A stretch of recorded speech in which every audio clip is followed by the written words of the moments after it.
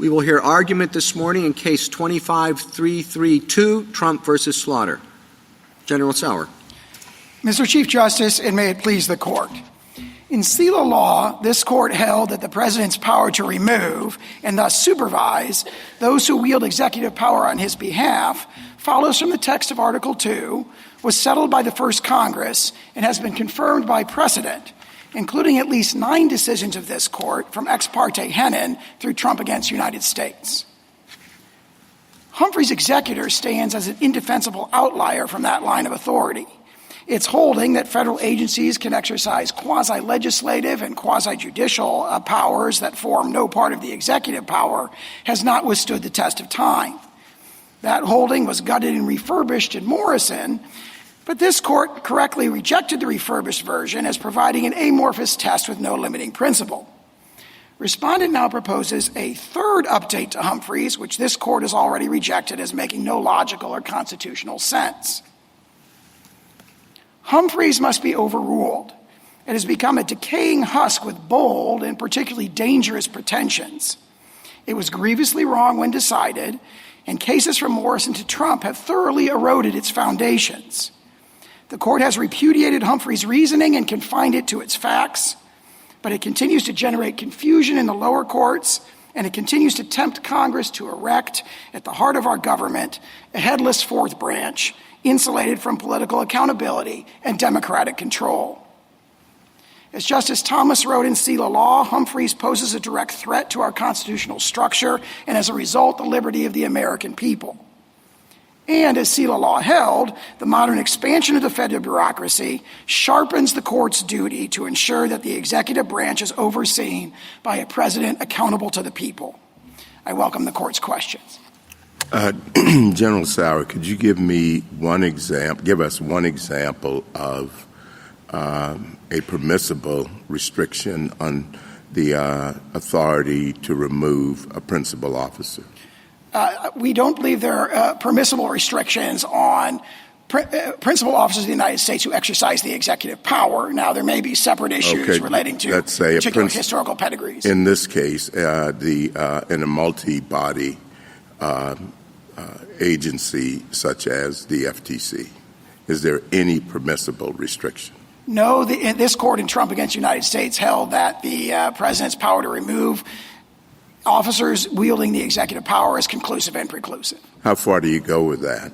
Can it be arbitrary, completely arbitrary? It is conclusive and preclusive, so any review of arguably bad reasons for the president to remove an executive officer would be subject to the political process. It would not be subject to judicial review, and certainly not subject to statutes regulating that. I think there are a lot of agencies in the federal government where it's hard to parse whether it's an executive function they're engaged in or a legislative function. We obviously have the Perlmutter case that they're holding where you're dealing with the Library of Congress, which half of it's a library, half of it's things like the copyright. What are we supposed to do with that, if you're correct? Well, Mr. Chief Justice, in Free Enterprise Fund, this court, I think, very aptly stated that the vast and varied nature of the federal government is a reason not to make general pronouncements on issues that haven't been briefed and argued. There are certainly situations where there are tough line-drawing problems.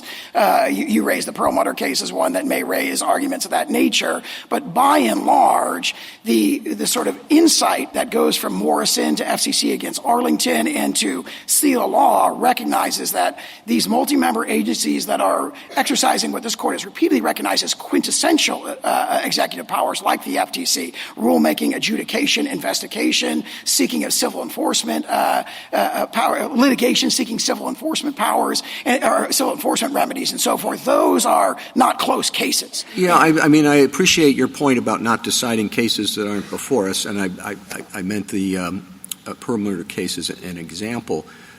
But I'm not sure you answered the question.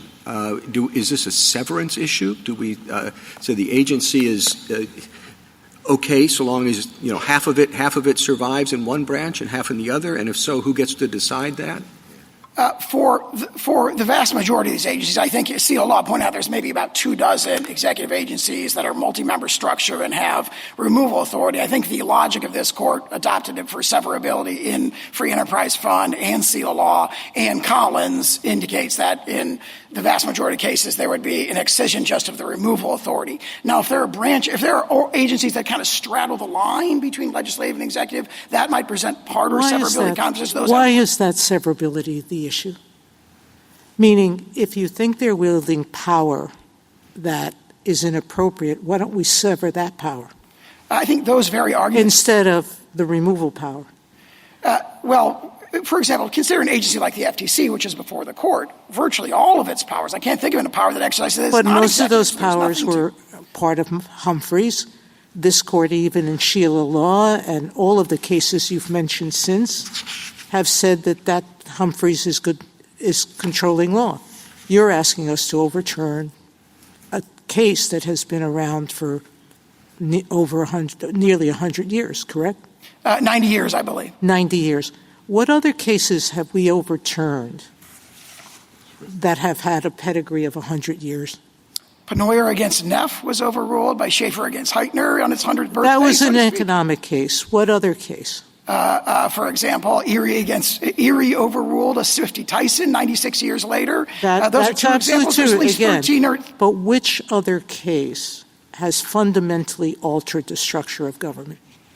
For over 100 years, actually since 1887, we've had multi-member boards, and that's the entire government structure. The distortion of the structure of government, respectfully, that Humphrey, the philosophy of Humphrey... Aren't you asking us to distort it a different way? I think we're Neither the king, nor Parliament, nor prime ministers, England at the time of the founding, ever had a unqualified removal power. You're asking us to say that at a time, the founding, when the Constitution doesn't speak about this at all, where there was robust debate over this issue among legal scholars at the time, that we ourselves has said repeatedly in Humphreys and other cases, Wiener, even in Myers, that those cases you mentioned did not establish this absolute power of the president. You're asking us to destroy the structure of government and to take away from Congress its ability to protect its idea that the government is better structured with some agencies that are independent. I think we're asking the court to return to the dominant line of authority that started in Ex parte Henin in 1839, when this court said that it's a settled and well-understood construction of the Constitution that the president alone can remove executive officials. That was reaffirmed in Parsons, for example, where it described it as settled beyond the power of alteration. Again, in Shurtleff, similar language. Myers says the same thing. Free Enterprise Fund, Collins, Seal of Law, Trump against the United States, and even Humphrey's executor itself paid lip service to this principle. Humphreys described this power as unrestricted and illimitable. And in order to get out of that rule, which the court has recognized in those 9 decisions, is going back to 1789. You still haven't answered my question. Where else have we so fundamentally altered the structure of government?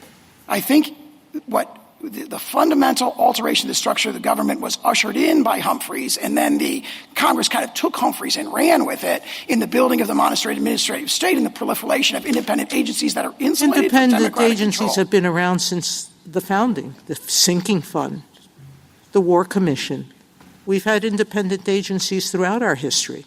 So this is not a modern contrivance. We disagree with that. As in our brief, we disagree with that characterization of those agencies. The Sinking Fund Commission, for example, was composed of 3 officers who were cabinet secretaries. And we have an amicus that shows us how the president's will could have been thwarted by that structure. We have an amicus brief that shows us how that the president's will by that structure could have been thwarted. These kinds of historical examples, I think, have been considered in this court's cases from Free Enterprise Fund and Seal of Law and so forth. So what do we do with Morrison? What do we do with Morrison and Wiener and Perkins? Well, Morrison, for example, I think is a really critical precedent here, because what Morrison did is it repudiated the entire logic that supported the holding of Humphrey's executor. It repudiated correctly the idea that there are these quasi-judicial and quasi-legislative powers that are outside the executive power, and yet they're wandering around the executive branch. You answered the Chief Justice by saying that maybe we just need to look at each agency individually. So we can't leave that area. By the way, your logic, you're putting at risk. By this, you're saying there's uncertainty. I think the uncertainty in the lower courts was not over Humphrey's executor. It has been over the court's most recent decisions, not because of Humphrey's executor. But you're putting at risk the independence of the tax court, of the federal claims court, Article I courts. You're putting at risk the civil service. I don't see how your logic could be limited. As to the non-Article III courts, we haven't challenged the removal restriction as Not the yet. non-Article III court in this Not case. yet. Not yet. And we recognize that there are some line-drawing issues as to those that came up in cases like Freitag and Ortiz. Again, those aren't presented here. Those aren't briefed here. Not yet. There's a difference, I suppose, between Humphreys and Wiener, right, in terms of whether you overrule one or overrule the other, in terms of the consequences with respect to modern agencies. What the War Commission in Wiener, if you think that that's more like something like the Court of Appeals or the Armed Forces or the Tax Court or all those others, strikes me that Humphreys may be the issue, and that doesn't mean that Wiener falls with it or that the other agencies fall with it as well. We have a footnote about this in our brief, footnote 1, and we invite the court to overrule Wiener as well. Part of Wiener we think has been overruled by Braidwood, which is Wiener, found a removal restriction that was not in the plain text of the statute, and that contradicts case law from Shurtleff until Braidwood. The other aspect of Wiener that we think is destructive is the phrase, the philosophy of Humphrey's executor. That philosophy of Humphrey's executor seems to have a very firm hold on Congress and a firm hold on the lower courts, and that's why there's been a proliferation of litigation about this. There's one thing about and I'll be brief, there's one thing about philosophy and there's another thing about holdings. Certainly the holdings of Humphrey's executor doesn't necessarily support Wiener to its fullest extent. We agree with that. General Sauer, can I ask you about the Federal Reserve? The other side says that your position would undermine the independence of the Federal Reserve, and they have concerns about that, and I share those concerns. So how would you distinguish the Federal Reserve from agencies such as the Federal Trade Commission? We recognize and acknowledge what this court said in the Wilcox-Harris stay opinion, which is that the Federal Reserve is a quasi-private, uniquely structured entity that follows a distinct historical tradition of the first and second banks of the United States. There's two adjectives there, an adjective and an adverb, unique and distinct. The Federal Reserve has been described as sui generis. Any issues of removal restrictions as a member of the Federal Reserve would raise their own set of unique, distinct issues, as this court said in Wilcox against Harris. We have not challenged those, either in this case or any other case. And so it's not before the court. But I think the question, General, did you want to? Go ahead. I think the question that these questions go to, right, is if you take your logic at face value, it seems to include a great many things. If I were to say, your fundamental proposition in your briefs is that the vesting clause, how many times do you say in your brief, gives the executive power all of it to the president? And so if you believe that, the fact that you can say, well, this has a history and that has a tradition, doesn't much go to the rationale that you are asking this court to accept. So once you're down this road, it's a little bit hard to see how you stop.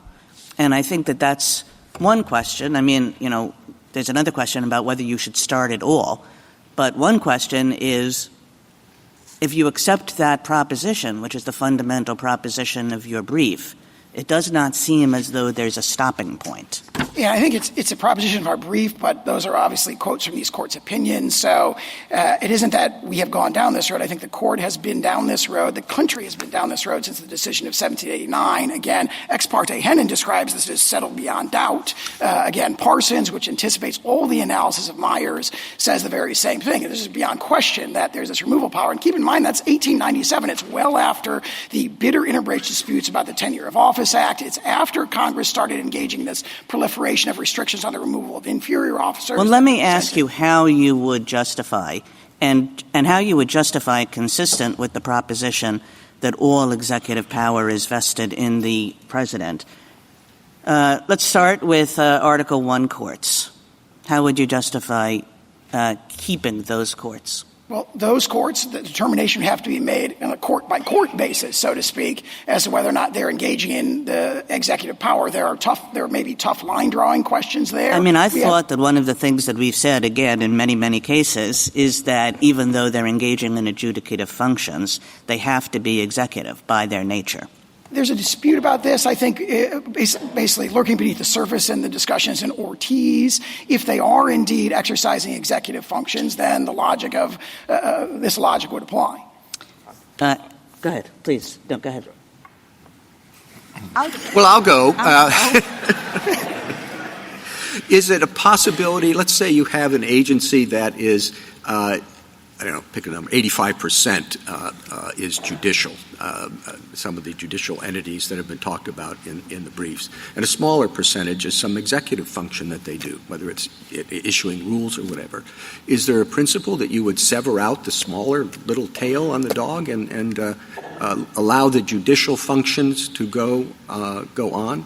Quite possibly, that would be I think a unique severability question that would be distinct from the merits. So if there was an agency that kind of straddles the line between two branches, and that may raise a different severability question. But for the mine run of these multi-member executive agencies, they're clearly exercising executive power. They're doing stuff that the NLRB does, that the MSPB does. So how about those two? So you are here saying the NLRB goes down, the MSPB goes down, notwithstanding that they do all their work, or almost all their work, in judicial-type proceedings. I wouldn't say goes down. I would say they were restored to democratic accountability and the constitutional structure. But we have contended on the current versions of those agencies goes down. We have challenged those in this court, NLRB and MSPB, and there are others. This court in state law. I mean, there's various lists out there. How about inferior officers? We haven't challenged any restrictions on inferior officers. Why wouldn't that also have to go? That would certainly, restrictions on inferior officers in the United States would be problematic because, of course, Myers is involved in inferior officer. Right. The logic of Myers extends to inferior officers. And obviously there are all kinds of inferior officers wielding executive power all over the place, yeah? There are many. Yeah, so it seems as though executive officers. How about employees? Again, we haven't challenged the restrictions on I know you haven't challenged it. It's really, the question is, where does this lead? What does it take you to, given what your primary rationale is? Employees are wielding executive power all over the place, and yet we've had civil service laws that give them substantial protection from removal for over a century. How about those? Well, we do not challenge. I know what you don't challenge. You're missing the point. Well, then let me point the court to, if I could, to 7511B, of the civil service laws, the CSRA that we cite in our brief. That is a series of exceptions in it that provides no judicial relief at all to classes of employees, they're called. Now, some of those employees are clearly officers, some aren't. But, for example, presidentially appointed officers, Senate-confirmed officials, those who exercise substantial policymaking or have confidential responsibilities, and, members of the CIA, for employees of the CIA and the Foreign Service. So there's already been the political branches have in many ways already addressed issues with employees. Now, this court obviously dealt with the employee issue in Lucia, and there was a dispute about that, various, proposed lines between employee and inferior officer. Well, could I ask you the court didn't decide those. Could I ask you the same question, or maybe just a very similar question in a different way? You've been asked about a number of different agencies. A few of them are likely to come before us in the near future because of actions that the president has taken. Others, as you point out, have not been featured in litigation of which I'm aware up to this point. So suppose we were to decide this case in your favor without reaching some of the agencies that have been mentioned, like the tax court and the claims court and the Court of Appeals for the Armed Forces, to name three. Suppose we were to decide the case in your favor, but we did not want to address those other agencies. On what ground, one way or the other, to express a view that would affect those agencies either, as I said, one way or the other? On what would you propose that we say so as to reserve decision on those agencies that may not come before us in the near future or perhaps at any time in the future? I would, I think, use the language that the court used in Free Enterprise Fund when it said we do not decide the status of lesser functionaries. It pointed out that the dissent in that case had itself pointed out that the federal bureaucracy is vast, and it said we don't want to decide, given the size and variety of the federal government, that discourages general pronouncements on matters that are not briefed and argued. Now, as to, for example, non-Article III courts, I'm not even aware of litigation about those removal restrictions for any of those. But you're not using that our logic has consequences. Once you use a particular kind of argument to justify one thing, you can't turn your back on that kind of argument if it also justifies another thing in the exact same way. And so, putting a footnote in an opinion saying we don't decide X, Y, and Z because it's not before us doesn't do much good if the entire logic of the opinion drives you there. I'm not sure that's true when it comes to non-Article III courts, because there the question would be, what are they doing? Is it judicial power or executive power? That's a totally different set of questions. Those are hard questions. But I think Justice Kagan's point is that you're asking us to ask that question. And so we have to understand, you're asking us to ask the question with respect to each agency, what are they doing? That's the necessary result of the argument that you're making in this case. And I guess my point is one way to avoid these difficult line drawing problems would be to let Congress decide. I mean, I sort of thought that we have Article 1, which I think you agree gives Congress some authority to set up these agencies, to determine their structure, to create the offices that we're talking about.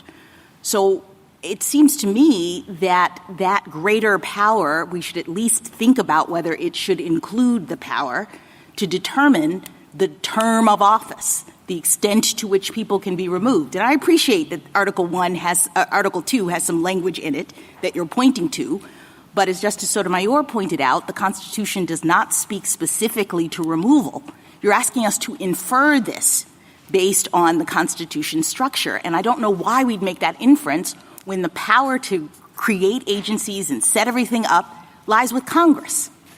I agree with very much of what you said, and so did James Madison. So he made the point in the decision of 1789 that Congress has authority to create the office and set its emoluments and structure that office. But once Congress has done that, its power there stops. Is that because of your democratic accountability? I'm trying to understand why you think that Congress is somehow less democratically accountable for the way in which it constructs these agencies and determines the term of office of the officers.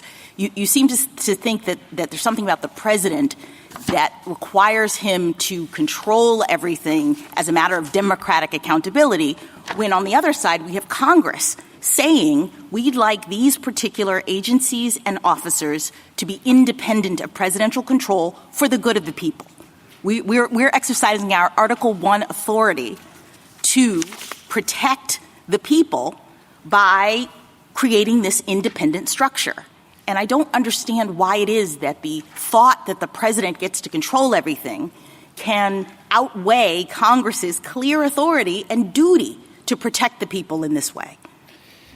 Congress has a broad authority in structuring the federal government, but what it lacks authority to do is to create these headless agencies who have no boss and are not answerable to the voters. Why? Confer on Why? them Why does it lack the Constitution does not say that Congress cannot create an independent agency. So what is it about your argument that requires us to reach that result? We disagree with that. We think the text of the Constitution confers the executive power, all of it, on the president. As Madison argued compellingly in the decision of 1789, the power to remove is an aspect of the executive power.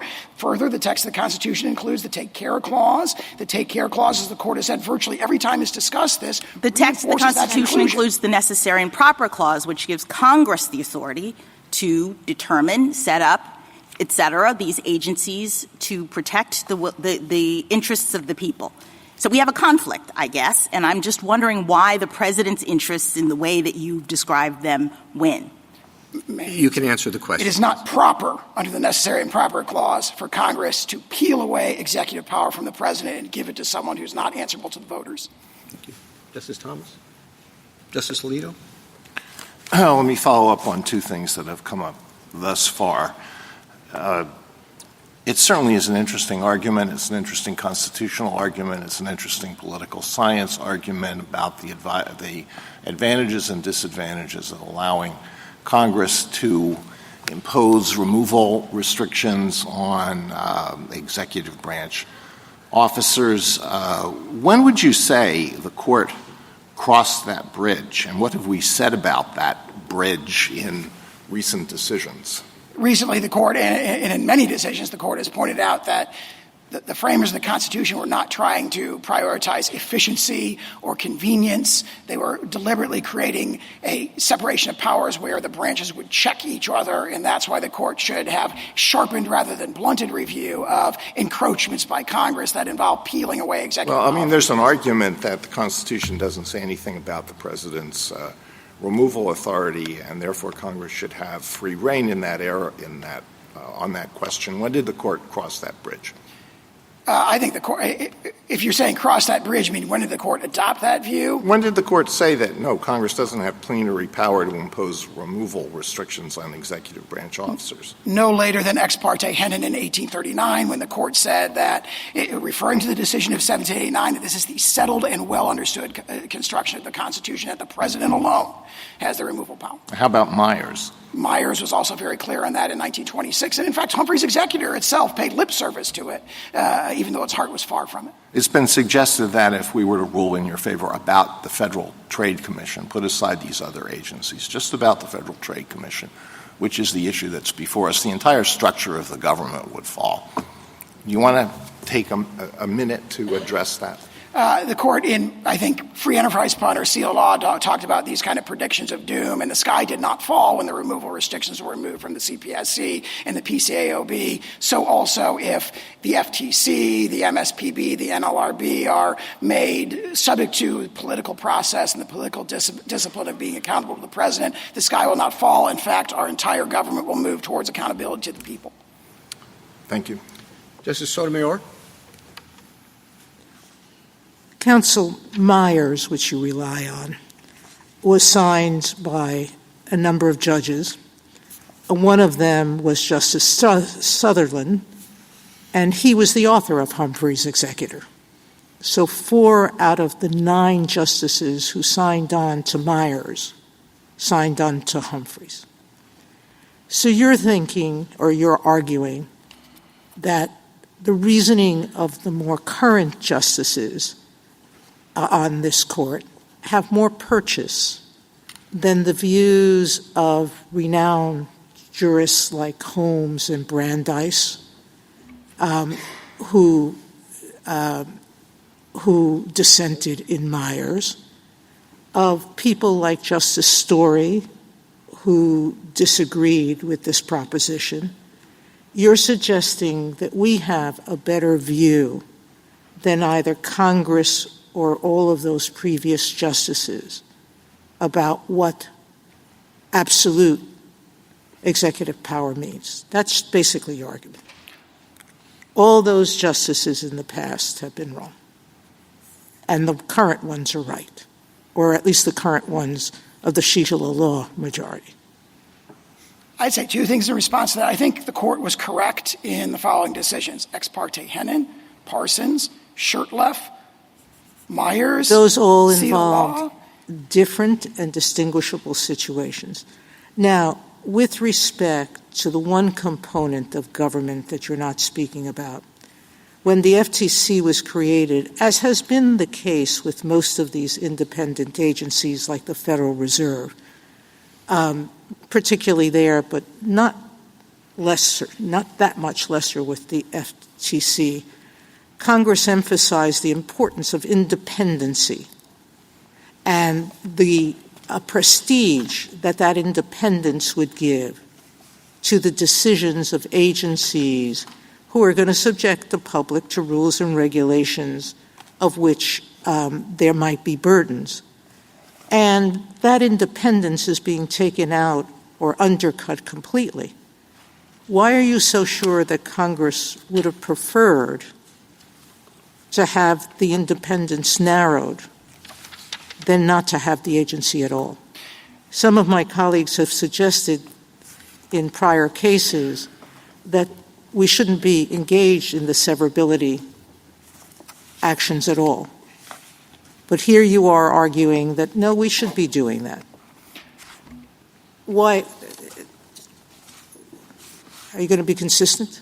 The prestige, I would say two things in response to that. The prestige of independency is not a constitutional value. The constitutional value is the separation of powers and the vesting of all the executive power in the presidents. That is the according to the value laws that Congress makes. And that's the point Justice Jackson was emphasizing. What you're saying is the president can do more than what the law permits. I think I would repeat what I said before. There's a strong line of precedent recognizing that the text and structure of the Constitution confer on the president the exclusive and illimitable power to remove executive officers, and as a result of that, Humphrey should be overruled. Justice Kagan? General, would you agree with me, and I hope you will agree with me, because this seems to be the one thing on which everybody can agree, that if there's one thing we know about the founders, it's that they wanted powers separated. They wanted the executive, the legislative, the judicial. They didn't want them all in one place. They wanted them separated across the government, across the different branches. Easy enough to agree with, right? I agree with an important caveat that the court said it didn't see the law, that the one, exception to all this division was the presidency itself, where the framers consciously adopted a unified and energetic executive. Well, that's not a caveat. That's like the not X to my X. Because what I was saying was, and maybe you knew where this was going, so you had to have this caveat, which is really a fundamental contradiction. But the idea is that the president was supposed to do the executing. But he wasn't supposed to do the legislating, and he wasn't supposed to do the judging. And here's my next proposition, which I think you have to agree with, because we just look around the government and it's obviously true. Some people think it's a real distortion from what the founders thought, but these, what you think of as executive branch agencies, including independent agencies, right? They do a lot of legislating, and they do a lot of judging. And you listed it a bunch of times. You said, this is obviously executive power. Why is it obviously executive power? Because they're doing a lot of rulemaking, and they're doing a lot of adjudications leading to enforcement. And those are, although we've said that this is executive power in some sense, but they're legislative functions. That's what rulemaking is. They're adjudicative functions. And isn't it problematic, given what we know about the founders' vision, that what this is going to amount to at the end of the day is putting not only all executive power in the president, but an incredible amount of legislative/rulemaking power and judging in the president's hands? I disagree. I got off I started disagreeing very early in that question, and I think I can pinpoint it this way. the mere fact, this court held, I think every justice agreed in FCC against Arlington. It's been reasserted. It was the vision of Morrison. It was recognized in Morrison. It was reasserted again in Steele law. The mere fact that things that some of these agencies do have the form of rulemaking or adjudication does not make that legislating or judging for constitutional purposes. That is execution. Yeah, but we can all admit that for whether you want to call it for constitutional purposes, that in a real-world kind of way, that's what they're doing. Now, some people think that we should never have gone down that road, but that's what we're doing. So let me put the proposition in a sort of different way. Here's been the bargain over the last century, and I think it has been a bargain. Congress has given these agencies a lot of work to do that is not traditionally executive work, that is more along the lines of make rules when we issue broad delegations, and do lots of adjudications that set the rules for industries and entire bodies of governance, right? And they've given all of that power to these agencies largely with it in mind that the agencies are not under the control of a single person, of the president, but that indeed Congress has a great deal of influence over them too. And if you take away a half of this bargain, you end up with just massive, uncontrolled, unchecked power in the hands of the president. And it's really hard to affect both sides of this bargain because it's already been done. So the result of what you want is that the president is going to have massive, unchecked, uncontrolled power not only to do traditional execution, but to make law through legislative and adjudicative frameworks. The president is going to have all the executive power, which is what the Constitution dictates. And the way you framed it there, I think, makes the separation of powers problems in the alternative view here even worse. Because you have just described these rulemakings and adjudications as really judging and legislating. If they really were that, which this court has unanimously said they must not be, they cannot be, but if they were that, then Congress is not just affecting the executive, it's creating junior varsity legislatures, which would be unconstitutional under Justice Scalia's dissent in Mistretta. It's peeling away adjudicative authority, the judicial power from Article III courts. I understand that as a formal argument, and obviously formal arguments play a significant role in this area.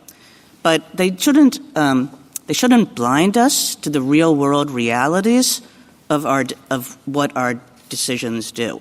And the real-world reality of this one is that when you put all of these agencies under complete presidential control, given what Congress has already done and will not be able to take back with respect to the powers that have been delegated to the agencies, what you are left with is a president that maybe, your first sentence to me, this is the kind of president you want, but a president with control over everything, including over much of the lawmaking that happens in this country. He would have control over the executive branch, which he must and does have under our Constitution. And again, if that's really legislating, then there's a separate constitutional problem that the legislative power has also been taken away from Congress. Now, this court has not adopted that in a series of decisions, including Morrison, including FCC against Arlington, including Steele law. The court has correctly recognized that all this stuff that agencies like the FTC is doing is an exercise of the executive power. That is fundamental to our separation of powers, which is the bastion of individual liberty in our constitutional structure. Thank you, General. Justice Gorsuch? General, let me suggest to you that perhaps Congress has delegated some legislative power to these agencies. Let's just hypothesize that. And let's hypothesize, too, that this court has taken a hands-off approach to that problem through something called the intelligible principle doctrine, which has grown increasingly toothless with time. Is the answer, perhaps, to reinvigorate the intelligible principle doctrine and recognize that Congress cannot delegate its legislative authority? Is the water warm, General? Sorry, what was the last? I couldn't hear the last bit. Is the water warm? Is the water warm? Suffice to say, let me say one thing in response to that. The it is much easier to cure. Obviously, members of this court have debated the scope of the non-delegation doctrine. The challenge of finding the right standard there is something we've discussed in the past. Here, though, this wolf comes as a wolf, right? I mean, the restriction on executive power is right there in the statute. It's easy to remedy by excising the removal restriction. There are a lot of wolves around here, General. That one thing our framers knew is that every political actor seeks to enhance its own power. We all know that to be true from our own experiences. And this court, as part of this bargain, has allowed these agencies to exercise both executive and legislative. Justice Sutherland, whose name hasn't been invoked around here in quite a while, his language about quasi-legislative and quasi-judicial and quasi-this powers. And this court has allowed that for a very long time. But if we're not going to allow it any longer, I take the point that this has allowed a bargain where a lot of legislative power has moved into these agencies. But if they're now going to be controlled by the president, it seems to me all the more imperative to do something about it. I agree with that, and I can't address all the wolves in the world, but this wolf, when it comes to constitutional structure, is Fenris, the most dangerous wolf in the history of Norse mythology. And let me ask you about the judicial power. To the extent we're worried about the tax court or the court of claims, maybe despite what people think, maybe some of them might be, I don't know, but maybe they're Article III courts and the removal restrictions are impermissible. Thoughts? There definitely could be arguments of that. I'm not taking a position on the validity or non-validity of any of those, which are not presented here, but certainly commentators have argued that things like the federal magistrate judges and the bankruptcy courts seem to be real adjuncts to Article III courts, and an argument might be made of that nature. There are line-drawing problems there. We haven't addressed them here. I don't have the federal government's concerted answer to that, but certainly those line-drawing problems would go to whether what is going on is judicial power or executive power. And if it is executive power, the logical the adjudication of private rights is different, we have said, than the adjudication of public rights. And again, yes, those would implicate all those line-drawing problems. Justice Kavanaugh? In response to Justice Sotomayor's question, you have Taft and Scalia, right? It's not too shabby. I think those are outstanding jurists, and with respect to Justice Scalia in particular, one of the greatest jurists in the history of the court. I thought your two exceptions that you've had a lot of questions about, but I thought the two exceptions, the categories, were one, the Federal Reserve, based on history and tradition and function, and the other were the non-Article III courts, which starts in Marbury. Marbury itself discusses this. Taft discusses Marbury at length in Myers on this exact point of non-Article III courts being different. Taft leaves that open, right, in Myers. And so for Court of Federal Claims, Tax Court, the D.C. local courts, you mentioned this at page 23 of your brief, it would seem to me that Marbury itself says that is a line that distinguishes the non-Article III courts from the position that you're taking here. I know you may not agree with that, but is that a principled, sensible line we could draw? Certainly it is something that the court could look at. I don't want to take a position on them. To be clear, I am not taking a position on whether that line is valid, but certainly there are arguments that could be made and debated in an appropriate case about where those lines should be drawn. And you do, I think, correctly reference both Myers and Marbury itself as teeing up some of those issues. There's been debate about Marbury. Was that about D.C. or was that about judicial office? But I read it to be some of both, so for what that's worth. Why did no president challenge this structure from 1935 to 2025? We've had a lot of presidents who've had very strong views of Article II, yet for 90 years it stood not directly challenged. Why do you think that is? They'd be speculative to answer that. I mean, one reason might be that presidents are fairly comfortable with taking away tough political decisions. So as the court has said in multiple cases, I believe one president cannot bind the hands of its successors, and the president, there's a kind of responsibility that goes with the authority here. The president sometimes may have a political incentive to allow tough decisions to be outsourced, so to speak, to agencies that he doesn't have direct control over. However, our constitutional structure dictates that the president cannot do so. He cannot bind the hands of its successors, or the encroached upon branch cannot consent to the encroachment, and therefore disrupt our constitutional structure. One thing you've said, but I want to make it crystal clear, that overruling or narrowing Humphrey's executor would not threaten the existence of these agencies, but only would alter how the heads of those agencies can be removed, correct? Correct. They'd be politically accountable to the president, and this court has in 3 different decisions addressed these kinds of broader implication, severability arguments, and come down there. The way we've done it is to sever the removal restriction, not to destroy the agency, correct? That's exactly right. On stare decisis,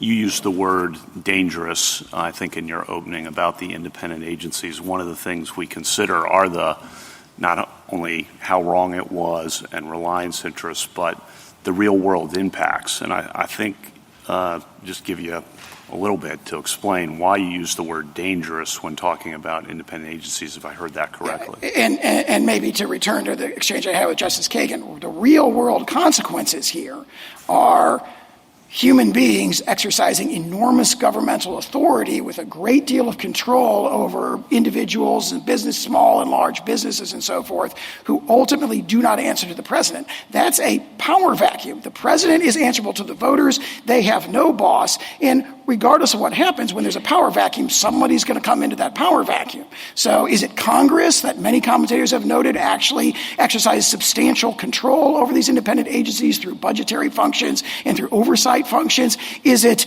industries engaging in industry capture of the agencies? The point is that power vacuum should not exist in our constitutional structure because, as Madison said, there's a line of accountability, a chain of dependence that runs from the officers to the president, and he's answerable to the community, which is the voters, every 4 years. I want to return to what Justice Kagan and Justice Gorsuch were talking about with you in terms of the bargain.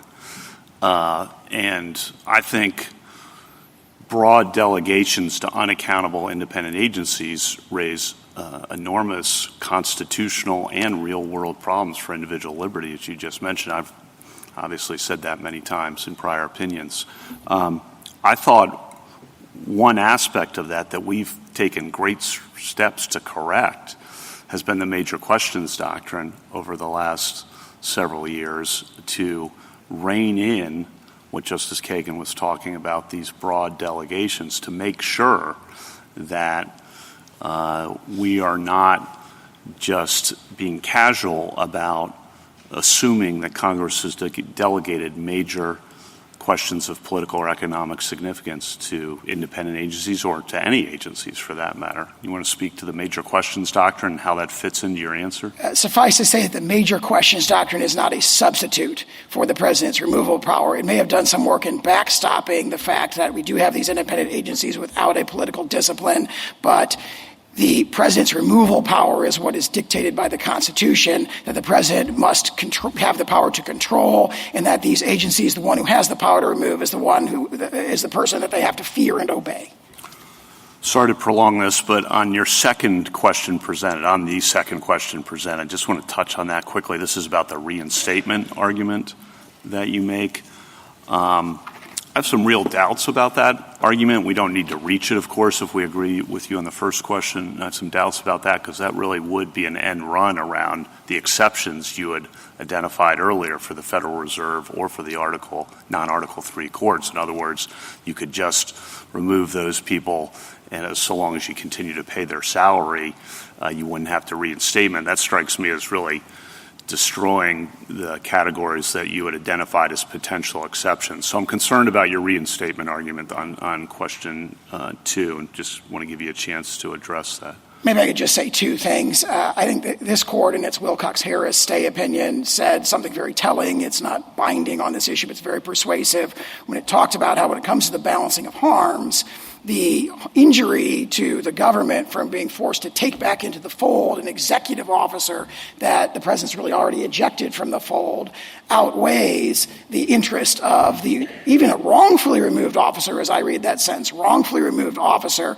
from continuing to exercise their statutory authority. Don't you have a problem again here with Marbury on recognizing mandamus? I mean, I know a lawyer never wants to hear you have a problem with Marbury, but I think you have a problem with Marbury. Well, I think the fact that it's a judicial officer there doesn't raise all these separation of powers the other side says that's completely gerrymandered answer to but what's the principle on page, 43? The principle, I think, is the separation of powers, right? Because these removals of the executive branch, if you're removing a judicial officer, it just doesn't raise all these issues. And that's why the answer to that concern when it comes to Article III courts is not, the president doesn't have removal power. It's that, are these Article I or are these Article III? If they're in Article II. If they're in Article II, the president has control. If they're in Article I, then it may look very different.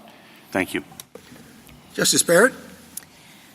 So, General Sauer, you argue that the removal power comes from the vesting clause. And I understand why you make that argument, because that would be the broadest authority, because it would give, that would be the full unitary executive theory.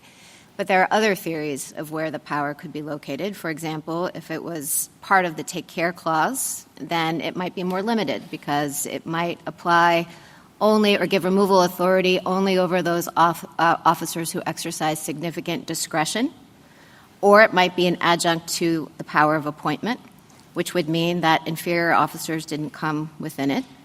And I don't read our cases to this point to really be very specific. They mention all three, and they could be mutually reinforcing. Is there any reason for us to be specific about it in this case?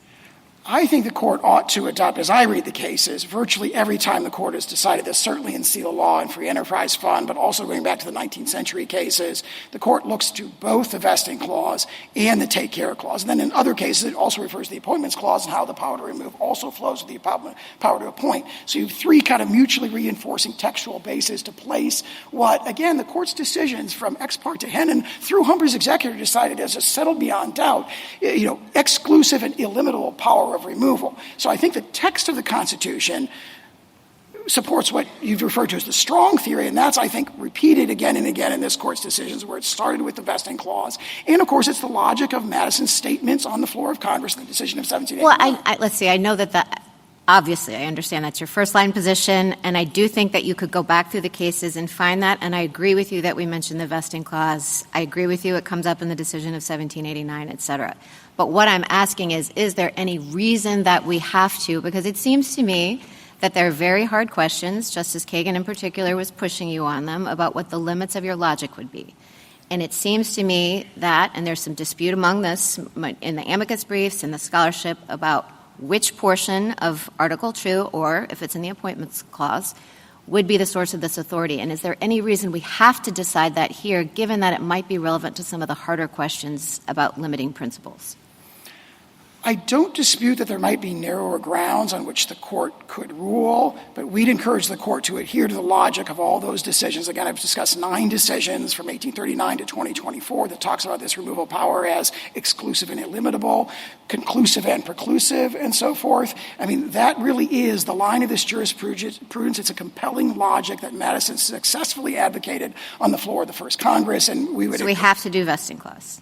We think the vesting clause provides at least the clearest textual basis for it. I mean, when Madison said, for example, the power of overseeing and controlling those who execute the laws is the quintessential executive power, that's the logic of it. Could the court devise a holding that based solely on the appointments clause? That's possible. I wasn't proposing devising that holding. I was just proposing not being very specific about it, which I think some of our prior decisions have been. But let me move on. And actually, this is a question I truly don't know the answer to, and I just thought of it during the argument as we were talking about bargains. So both Justice Gorsuch and Justice Kagan were asking you about the bargain that Congress has made in creating these independent agencies.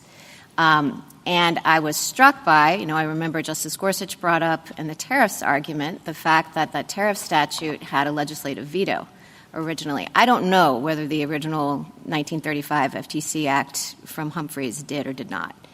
But I guess the question that I have is that part of the bargain, because legislative vetoes were pretty ubiquitous throughout the 20th century, and of course we held them unconstitutional in Chadha.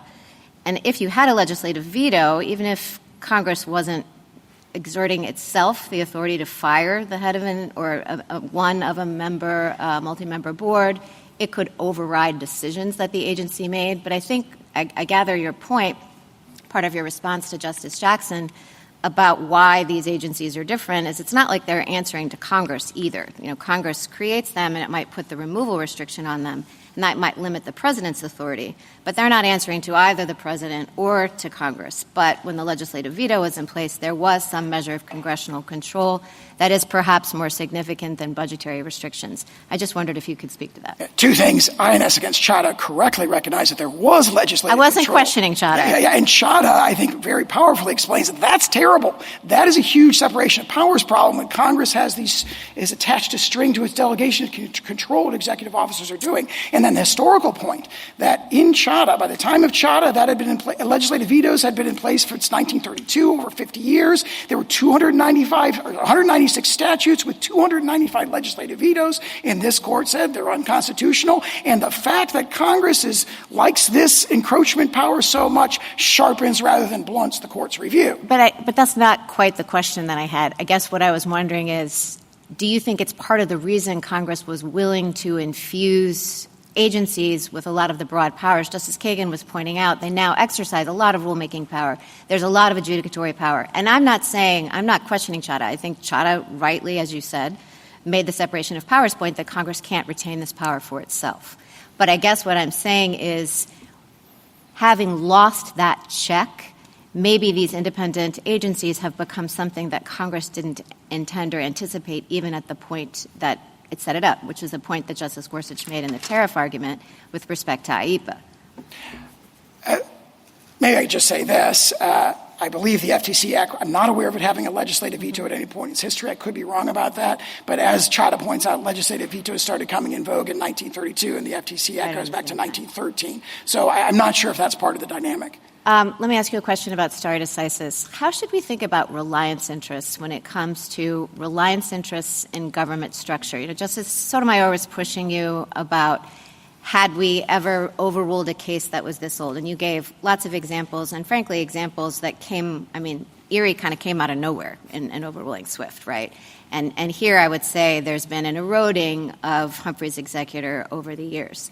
But I think what Justice Sotomayor was really trying to get is not at was there as an age gap, but this kind of decision. And I'm not asking you whether there's been another analogous decision, but I think when we think about stare decisis interests, this kind of structural interest, which is really the interest that's been identified on the reliance side, can you think of a case that talks about how the reliance factor of stare decisis plays in here?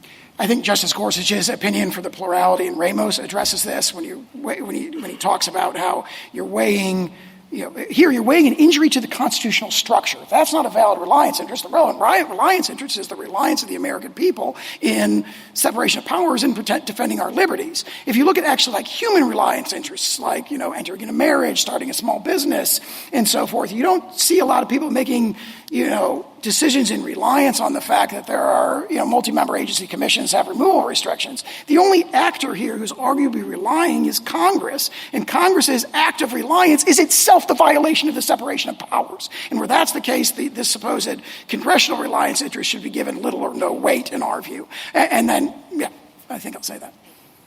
Justice Jackson? So I guess I really don't understand why the agencies aren't answering to Congress. Congress established them and can eliminate them. Congress funds them and can stop.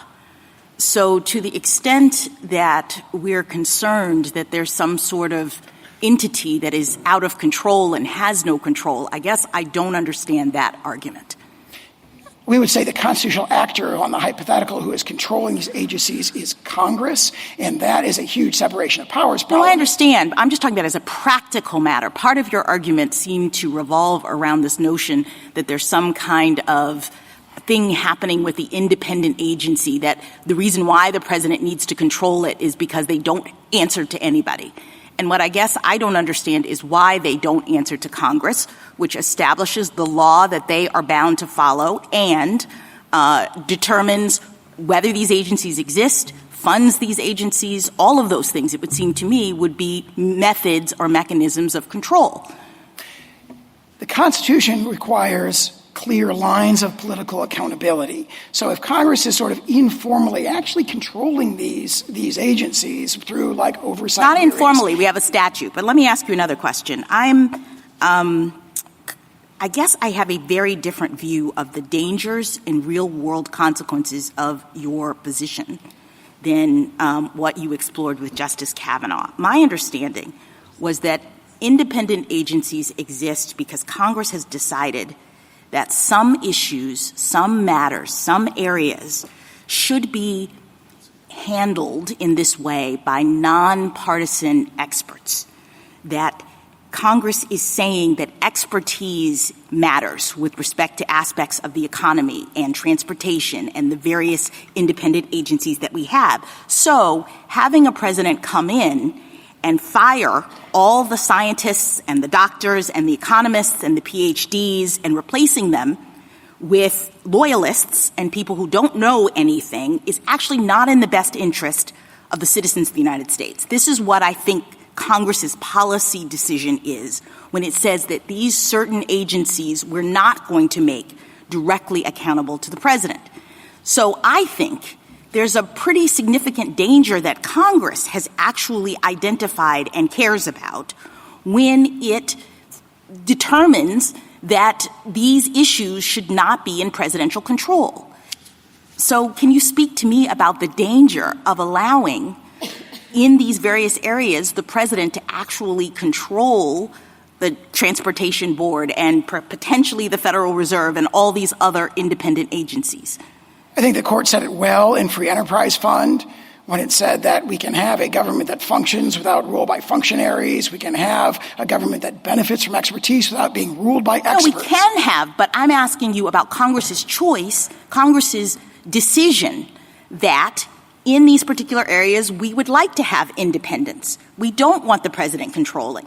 I guess what I don't understand from your overarching argument is why that determination of Congress, which makes perfect sense given its duty to protect the people of the United States, why that is subjugated to a concern about the president not being able to control everything.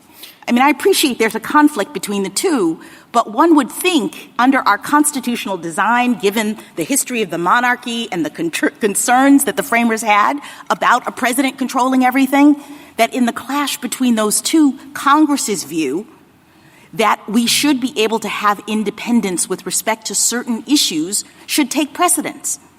The constitutional design sets up 3 branches of government. It forbids Congress from controlling what the executive branch does, and it also forbids Congress from shaving away the president's control. And what I'm positing is that Congress's decision here is not shaving away the president's control.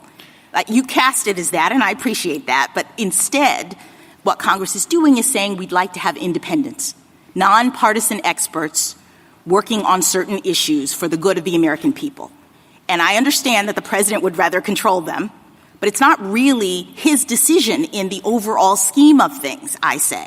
Why am I wrong about that? Under the constitutional design, it is the president's decision as to how the government is structured and who should be doing what. No, that is largely Congress's decision with certain exceptions. Congress cannot violate the separation of powers and threaten all of our liberties in the way that it structures the government, and it has done so here. One last question. I appreciate the effort to try to make this not seem as big a deal as it might be by focusing only on the FTC and saying this is really just about what happens and we'll cross the bridge of the other agencies when we get to it. But can you just give us a sense, because I'm sure you must know this, of what other agencies there are that have the kind of removal protections that are at issue here? There's some, 2 dozen? That's what Seal Law said. That's probably a good accounting. And obviously we have challenged 4 of them in this court, and we're challenging a handful of others. But you could challenge the National Labor Relations Board, the Nuclear Regulatory Commission, the Commission on Civil Rights, potentially the Sentencing Commission, the Occupational Safety and Health Review Commission, the Consumer Product Safety Commission. All of these have that kind of structure. I don't know if all of those are on the list. Certainly some of them are. And some of them, and many of these agencies we are litigating, including in this court. Thank you. Thank you, counsel.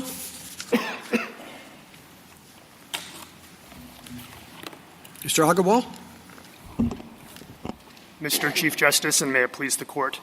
The president's constitutional duty to execute the law does not give him the power to violate that law with impunity.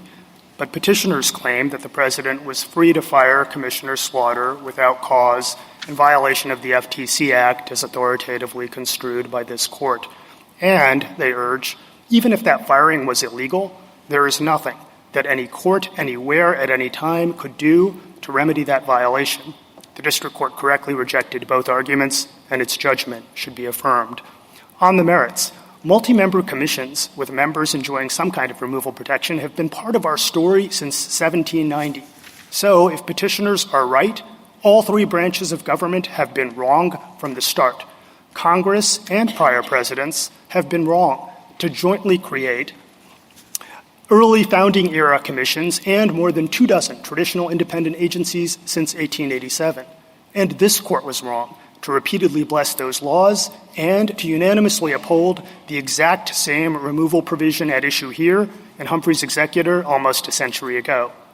Reasonable people can and do disagree about first principles, but any abstract theory that would wipe away so much history and precedent should be a non-starter. At a minimum, petitioners would need an airtight theory to justify the radical change that they now seek, and they don't have one. No tool of interpretation clearly supports the president's assertion of an unrestricted and indefeasible authority to fire the heads of traditional independent agencies like the Federal Elections Commission and the Nuclear Regulatory Commission. Plus, petitioners' theory cannot be reconciled with their own apparent position on the Federal Reserve and Article I courts. Finally, stare decisis militates against overruling a century of precedent at this late date. The political branches are more than up to the task of finding reasonable legislative solutions that strike an appropriate balance. That kind of legislative solution is far preferable than abandoning a foundational precedent on which so much of modern governance is based. I welcome the Court's questions. Was Humphrey's Executor an executive branch case? It was an executive branch case, Justice Thomas, insofar as the FTC is an entity that is not operating under the auspices of Articles 1 and 3, but it is also a case in which Congress and the President coming together have determined that it's not part of a traditional executive department. And did the court in Humphrey's Executor distinguish it from its earlier precedent in Myers? The court, yes, absolutely distinguished the FTC from its earlier precedent in Myers. Wasn't that distinction based on its function more as a quasi-legislative, quasi-judicial agency as opposed to an executive branch agency? It was based in part on functions, Justice Thomas, but it was also based on the placement of the agency and the considered determination of Congress and the President together that this was the kind of agency that should be insulated from presidential at-will removal. Now, you rely on the reliance interests and started in the reliance interests of Congress and reliance interests, I guess, of others of the agency heads on the structure of this agency for so many years. What is it, 70 years, you say? The FTC is 111 years old. But from Humphrey's Executor? 90 years. How would you have applied that in the overruling of Swift v. Tyson, your reliance interests? Yeah, so Swift v. Tyson deals with a completely different kind of situation with respect to the Erie Doctrine. So there was no reliance interest? So reliance interest with respect to choice of law determinations. Yeah. I haven't thought through that systematically, Justice Thomas, to tell you the truth. I do think that there is a reliance interest here that is both immense and undeniable, and that is the fact that Congress and the President have determined that there are certain statutory authorities, not constitutional authorities, that statutory authorities that the executive branch would never have in the absence of congressional legislation, that Congress and prior presidents thought should not be under the sole control of just one person. And that reliance interest would be completely destroyed by retroactively destroying the independence of traditional agencies. So this I don't know what a traditional executive administrative agency is, but could Congress limit the removal authority of the president in a newly created executive branch agency. Let's say, for example, a few years ago, EPA became an executive branch agency. It was more of an administrative agency, a sub-cabinet.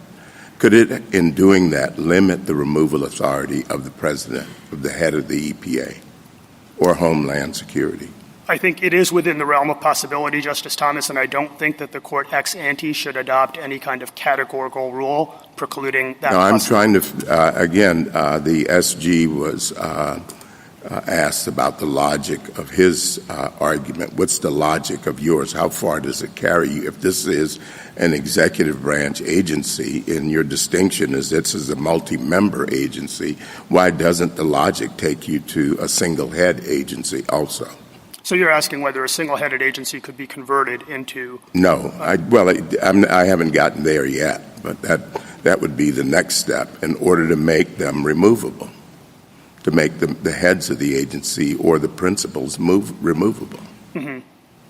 So there are constraints. One of the constraints is that the creation of the agency and the insulation from presidential control cannot interfere with the president's conclusive and preclusive constitutional authorities. But you still haven't told me, why can't tomorrow morning Congress decide that the Secretary of Congress should be removable and it should limit the president's authority to remove the Secretary of Commerce? That would be squarely foreclosed by this court's decision in seal of law as we understand it.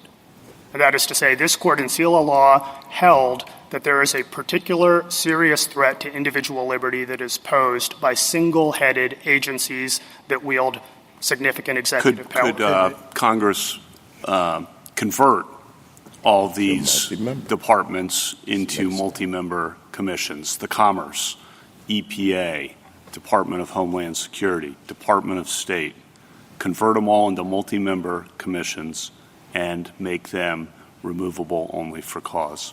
No, I think, Justice Kavanaugh, that we're looking at three buckets here. In one bucket, including the Department of State, you would have departments that under no conceivable circumstance could practicably be converted to a multi-member commission because they are wielding so many of the president's conclusive and preclusive constitutional authorities. But that is a relatively small bucket. Let's say Department of State, Justice and Defense. Justice, Defense, Homeland Security, probably. Are you saying, though, that they're limited by practical concerns or constitutional concerns? Constitutional concerns, and then practical concerns will come up as well. Well, let's put aside the practical concerns. I'd like to understand just the answer to Justice Kavanaugh, why tomorrow Congress couldn't transform every cabinet official into a multi-member group. What's the constitutional problem with that, I think, is what my colleague was getting at. Absolutely. And the constitutional problem, in our view, is that Congress cannot limit the president's authority over officers who are wielding the president's conclusive and preclusive constitutional powers. And that is a line that goes all the way back to Marbury v. Madison. It's a through line through this court's jurisprudence, including Justice Jackson's. The FTC has the authority to enter foreign agreements, right? I mean, how do you decide what's conclusive and preclusive? It does not have the authority to enter into foreign agreements on its own, Justice Barrett. The statute expressly provides that the Secretary of State's approval is required before any kind of agreement is executed, and the Secretary of State, of course, is subject to the president's plenary removal power. You talked about three – I'm sorry. I just want to make sure I understand, because it's fairly – basic. I mean, are there some cabinet departments that you say Congress could just take over? Department of Veterans Affairs, Department of Education, they think, well, experts can do a better job of it. And so we're going to say there is now an agency, the Agency for Education, and it will be run by, whether it's a multi-member group or not. We think it's important for Congress to have greater control over education. So we're creating this new agency, and its authorities will be everything that the current Department of Education has, except it will be run by a commission, and they can only be removed for cause. Is that all right? Yeah, I think that it is probably within the realm of possibility for agencies, yes, Chief Justice Roberts, and the constraint historically has been that these types of determinations have been made through a process of political accommodation between Congress and the president, and over the course of more than 200 years, we have not seen. Well, I'm sorry to interrupt, but sometimes that accommodation is greater than in other times. I mean, we have situations, let's say, where the Congress, both houses, are controlled by one party and the president is of the same party, and they may decide that the government would be structured better than by taking over these entities. And so which departments could Congress impose a multi-member commission instead of a secretary? Yeah, so if you're asking about which ones could be converted today, I think it's probably a pretty small universe in terms of the numbers that could be wholesale transformed as they are currently constituted. Why? Because it appears that the vast majority of executive departments wield at least some powers that this court would deem to be conclusive and preclusive, including under the standard that this court enunciated. Well, how are those? I'm sorry. Keep going. Including under the analysis that this court set out just last term in Trump v. United States, where at pages 620 to 621, the court explained that the president does have a conclusive and preclusive authority with respect to certain criminal investigations and prosecutions, and that informed the court's determination about whether the acting attorney general was subject to at-will presidential removal. It turns out that the vast majority of these executive departments do have some kind of criminal investigative authority, including armed law enforcement agents authorized to make arrests. Now, that's a significant bucket. You probably have every agency in the government today has armed police officers, their own police force. Is that really the test of what's conclusive and preclusive? So we're not saying it rhymes, but I don't know what it means. Justice Gorsuch, I think you're making a good point insofar as you're saying insofar as Your Honor's point is that there's a lot of what these agencies do that would not be deemed conclusive and preclusive, and we absolutely acknowledge that. And so the answer to the Chief Justice's question is tomorrow we could have the Labor Commission, the Education Commission, the Environmental Commission, rather than Departments of Interior and so forth. So I don't know that you could do it tomorrow because, like I said, for the vast majority of agencies, there are at least some conclusive. So what's the percentage then? So I don't want to pretend, Justice Gorsuch, I want to know where the threshold of preclusive and conclusive comes in. Yes, and so what we would say is that if the is it a mere scintilla? I think that's what I think you would have a separation of powers problem if an agency, even if it's a vast agency wielding a broad panoply of powers, if one of those powers is the president's conclusive and preclusive authority, and the officers who are exercising that power are insulated. So long as one person in the agency is exercising conclusive and whatever that means, that's enough. So it's enough to have a separation of powers, and I wouldn't just say person, I would say a principal officer. It's enough to generate a separation of powers problem, and what is the remedy for that problem, I think, is an analytically more difficult question. What's the difference? It strikes me, Mr. Agawam, as I listen to this, if you go back to, let's say, the Education Department with which the Chief Justice raised, that the more realistic danger here is that we'll have an education department as authorized by Congress, by law, that won't have any employees in it. I think you're absolutely right, Justice Kagan, that there are competing dangers here, and it makes a whole lot of sense to us to weigh the real-world dangers that we know are a virtual certainty that would result from adopting petitioner's constitutional theory, and to contrast those with purely hypothetical risks that have never materialized over the course of American history. And even in the unlikely event that Congress tomorrow was to try to start taking cabinet departments that have been around for a long time and to convert them wholesale into multi-member agencies, which they have never tried to do before. But even if they tried to do that, of course, that would be subject to a presidential. Well, I think if there's one thing history shows is that we can't anticipate what might happen, and so we might be able to predict what is likely to happen in the very short term, but we don't know. I mean, if we decide this case in your favor now, we don't know what a Congress in 15 or 20 or 30 years might do. We might be able to predict what's likely in the short term. So, I mean, this is going to have longer-term implications. So absolutely, but let me make 2 points on that. First, there is currently no constraint there's currently no case that has ever held that Congress cannot give for-cause removal protections to principal officers serving to a single layer of for-cause removal protection for principal officers serving on a multi-member commission. And nevertheless, notwithstanding the absence of any such precedent throughout American history, we have not seen an epidemic of these problems. In fact, we haven't seen this problem materializing at all. But let me make one other point about the real-world danger that is imminent right now that we know will happen. And that is that if petitioners get their way, everything is on the chopping block. And we're not just talking about the FTC. Opposing counsel said we're not challenging right now the Federal Reserve. We're not challenging Article I courts, but there is absolutely no principled basis for carving those very important institutions out of their rule. Well, you're right that the Solicitor General was pressed quite legitimately about things like the tax court and the claims court, et cetera, et cetera.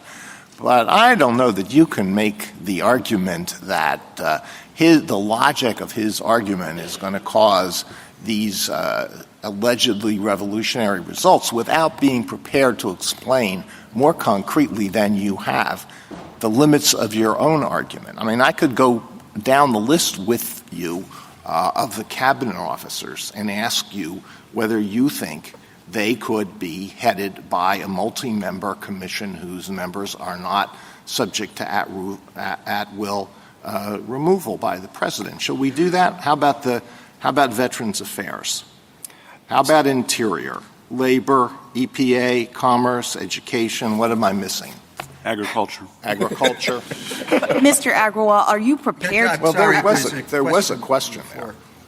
Yes. So I don't want to pretend to greater certainty than I have about the full gamut of statutory authorities vested in all those other departments. I will say that based on a very quick preliminary analysis, it appeared to us that the vast majority of executive departments wield at least some of the conclusive and preclusive authorities that this court has recognized in the past, including criminal investigative and prosecutorial authorities and also authorities implicating national security and foreign relations. Now, that is not to say, Justice Alito, I think you're absolutely right to say for a lot of those, you could probably take those out, and at that point there's going to be a fair question about whether Congress and the President acting together could determine at some point that there is a need for a multi-member body of experts to preside over certain government functions. And what I would say is I don't think that you should categorically rule out that possibility as a matter of constitutional law. And I can't sit here today and tell you that there's a distinction of constitutional proportions, for example, between the Department of Labor and the National Labor Relations Board. Well, how about the post office at the time of Myers? How does your exclusive and preclusive theory account for Myers? How can it be that the postmaster at that time exercised exclusive Article II power, but a federal trade commissioner does not? So I would say three things about that. First, the conclusive and preclusive standard does not have to be the sole and exclusive limiting factor. Second, there is a provision that Justice Barrett referred to in the colloquy with opposing counsel about the take care clause, and it is conceivable that at least in some circumstances, the take care clause might itself, not always, but sometimes, impose a conclusive and preclusive standard, for example, with respect to officers like the postmaster and Myers who are deemed to possess purely executive functions, as this court unanimously in Humphrey's Executor and then again in Wiener unanimously characterized the functions of the postmaster and Myers as purely and obviously just executive. So that's a second constraint. When you answered Justice Alito about the agencies exercising investigative power, and thus there would be a question whether they could be made independent multi-member commissions, don't a lot of the now independent agencies also exercise that kind of investigative power? At least from my experience, it's very hard to get into the weeds of this particular powers exercised by the FTC and distinguish it from some of the powers exercised by some of the other cabinet agencies that we traditionally think of as executive, or the FCC or the SEC. All of those seem to the FERC, NLRB, when you get into them all. So what's your answer to that? So my answer is the criminal investigative authority is different, and certainly a lot of these agencies have civil investigative authority, including the FTC. As we understand it, this court's precedent just from last term in Trump v. United States, criminal investigations and prosecutions are in a different category, at least as a general matter. And if the logical import of that analysis is that is that there are certain functions that cannot be wielded even by traditional independent agencies, then so be it. That's the law of the land. That's right. I'm sorry. Go ahead. Go ahead, please. Go ahead. Go ahead. All right. I understand conclusive and preclusive entirely as we used it when you're speaking about executive power. Can the president control what's done in his departments? I get that. And a criminal prosecution is a good example. I do not understand it as you use it. Why isn't it just as conclusive and preclusive to decide whether to charges under the FTCA Act Civil against charges. somebody? Civil versus criminal. It's a conclusive and preclusive decision about enforcement decision of the power of the federal government against individuals across the country. So there's a legal answer and there's an historical answer, and they might blend, Justice Gorsuch. And the legal answer is that we don't have any controlling authority that has ever held that civil enforcement as a categorical matter is the kind of thing that can never be vested in a multi-member agency that enjoys a modicum of insulation from political pressure. And we know that, for example, from this Court's unanimous decision in Humphrey's Executor, where you had that kind of civil enforcement taking place, and a unanimous court, including all four justices from Myers, said that's okay. And the kind of civil enforcement that was going on there, you had complaints being issued, you had cease and desist orders. Cease and desist orders, but not lawsuits in court. They had to go to court. And I'm just curious, though. Fine, I accept your point. It's a good point about Humphreys.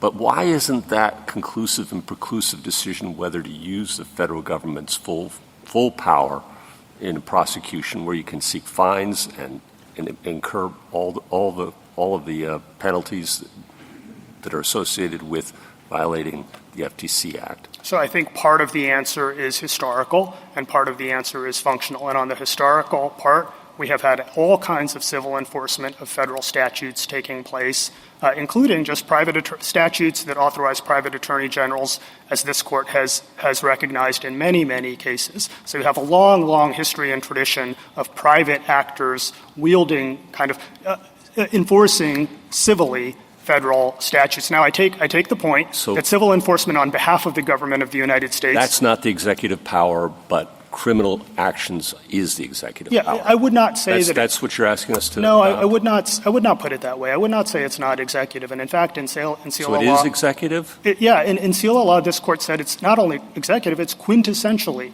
executive. And that's okay, because agencies like the FTC also engage in adjudicative activities, and that would be deemed quintessentially judicial, and nevertheless they're not subject to plenary removal on the part of the judiciary. They engage in rulemaking that could be considered quintessentially legislative, and nevertheless they're not subject to plenary control on the part of the legislature. The issue is not whether it's executive in some sense. The issue is whether it's constitutionally committed to the president's sole and exclusive discretion, and as a matter of history and precedent, we haven't gotten there yet. So even some quintessentially executive functions, in your view, are not vested in the President of the United States? Yeah, I would not say that. I would not put it in this. I would not say that they're not. Yes, I would say they're not. You have to say yes to that based on what you've just given They're us. not constitutionally committed to the person of the president and to his sole and exclusive discretion. Didn't we Yes. suggest as much in Humphreys? I mean, didn't we have some lines in Humphreys that say, to the extent that it exercises any executive function as distinguished from executive power in the constitutional sense, it does so to discharge it does so in the discharge and effectuation of its quasi-legislative or quasi-judicial powers. So I thought that in Humphreys we recognized this idea that you could have an agency that's exercising legislative or judicial powers still engaging in some executive function, and that doesn't make it an executive agency. That is exactly right. And on top of that, we have a lot of agencies over a long period of time engaging in all manner of civil enforcement of federal statutes, and yet we do not have a single example of any case from this Court in more than 2 centuries that has ever held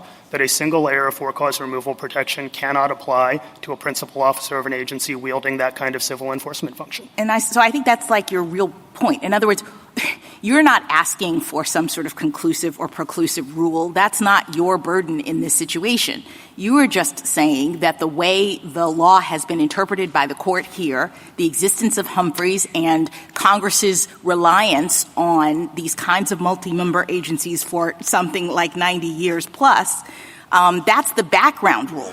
And so now it's up to the government and the Solicitor General to come in to suggest that there's a constitutional problem with that. That is absolutely right. We have a 111-year-old statute that was enacted by the people's elected representatives. It was signed into law by a president of the United States. It was unanimously affirmed by this court, and it's been followed by every single president since 1935 until the present. We don't need an abstract theory to tell us that the FTC Act is okay. It's the other side that needs to give you a really compelling theory to explain why, in our view, 200-plus years of precedent and history need to be abandoned. But in any event, even according to by their own acknowledgement, we're talking about the modern era of traditional independent agencies, which spans more than half the life of the Republic. Can I ask you about some other limits of your argument? So most of the independent agencies by statute must include members of both major political parties. Is that a constitutional requirement?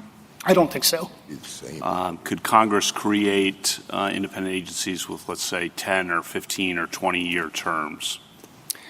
I do think at some point, Justice Kavanaugh, that if there is not sufficient mechanisms of adequate presidential supervision, that you could have a problem. My advice to the court... This is important. Yeah. Why? You got to have a theory on that.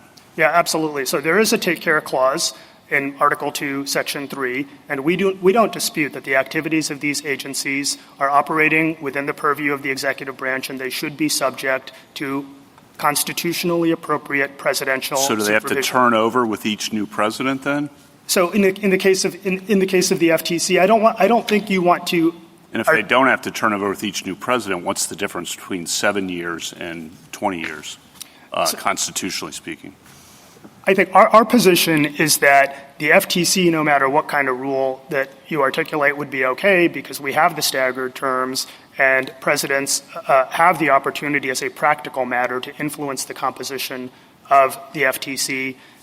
You start to get into more difficult line drawing problems if you imagine hypothetical scenarios where presidents, you have longer terms and maybe fewer officers, and maybe presidents in that circumstance don't have. What about the chair? Usually the chair has been removable at will as chair by presidents, but that's been a matter of statute for most of these. Is that constitutionally required? No.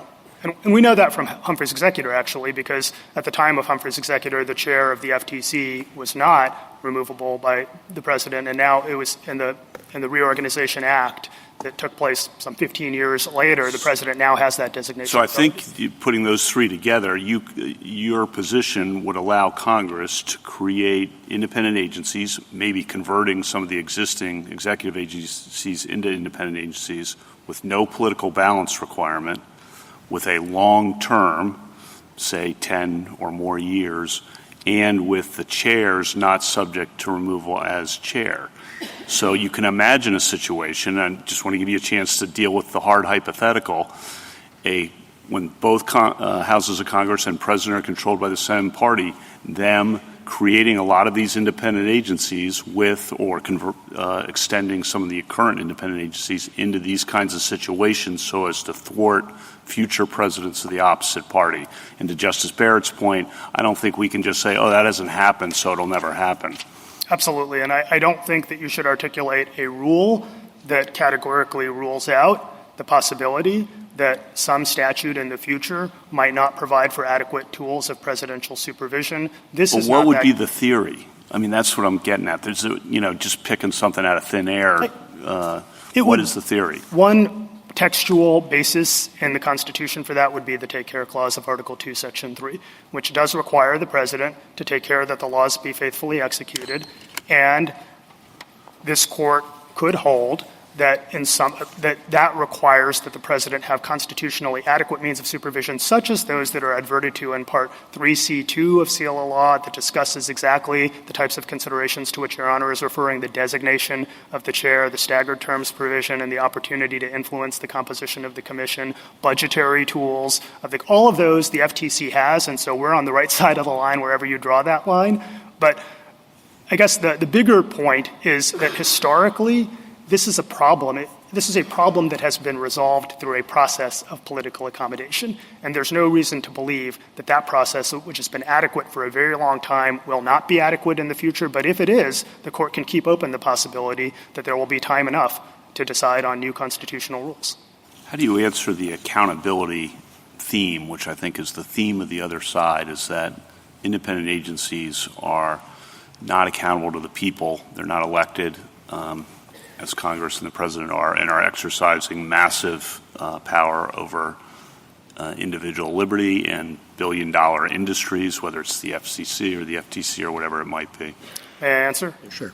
It is an entirely legitimate concern, but there are countervailing accountability and liberty concerns on the other side. And so, for example, you have an amicus brief that is submitted by the Reporters Committee for Freedom of the Press in this very case that talks about real dangers to freedom of the press, to individual liberty, to free speech rights that would result from saying that agencies like the FCC are all of a sudden subject to at-will presidential removal. And they discuss the history, just as one example, this precious First Amendment right that could in every meaningful sense be jeopardized if we abandon long-standing history and retroactively invalidate the independence of independent agencies. The last thing I would say, if I may, Justice Kavanaugh, in response to that point on political accountability, is that I think it would be a really unfortunate way to vindicate the principle of democratic accountability for this court to effectively invalidate. We're not talking about 1 or 5 or 10 or even 15. We're talking about more than 24 traditional independent agencies that have been established by statutes enacted by the people's elected representatives and signed into law, all of them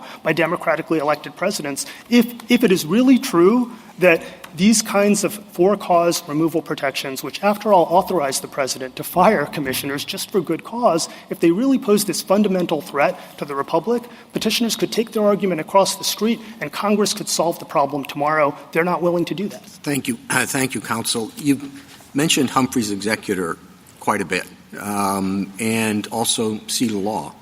The one thing seal of law made pretty clear, I think, is that Humphrey's executor is just a dried husk of whatever people used to think it was, because in the opinion itself, it described the powers of the agency it was talking about, and they're vanishingly insignificant, has nothing to do with what the FTC looks like today. And yet it seems to be your primary authority. It was addressing an agency that had very little, if any, executive power, and that may be why they were able to attract such a broad support on the court at the time. I mean, putting Humphrey's executor aside, what's your next good case? We have 2 other cases in which the court has had occasion to assess the constitutionality of a single layer of for-cause removal protection applicable to a multi-member commission. And those 2 cases are Weiner v. United States and Free Enterprise Fund.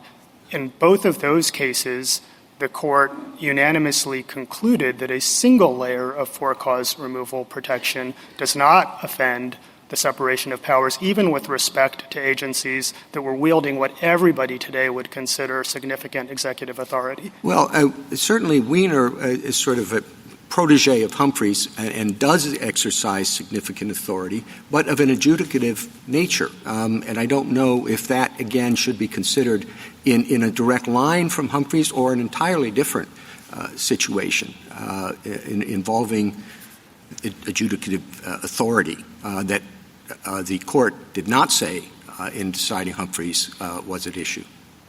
A couple of responses to that, Mr. Chief Justice.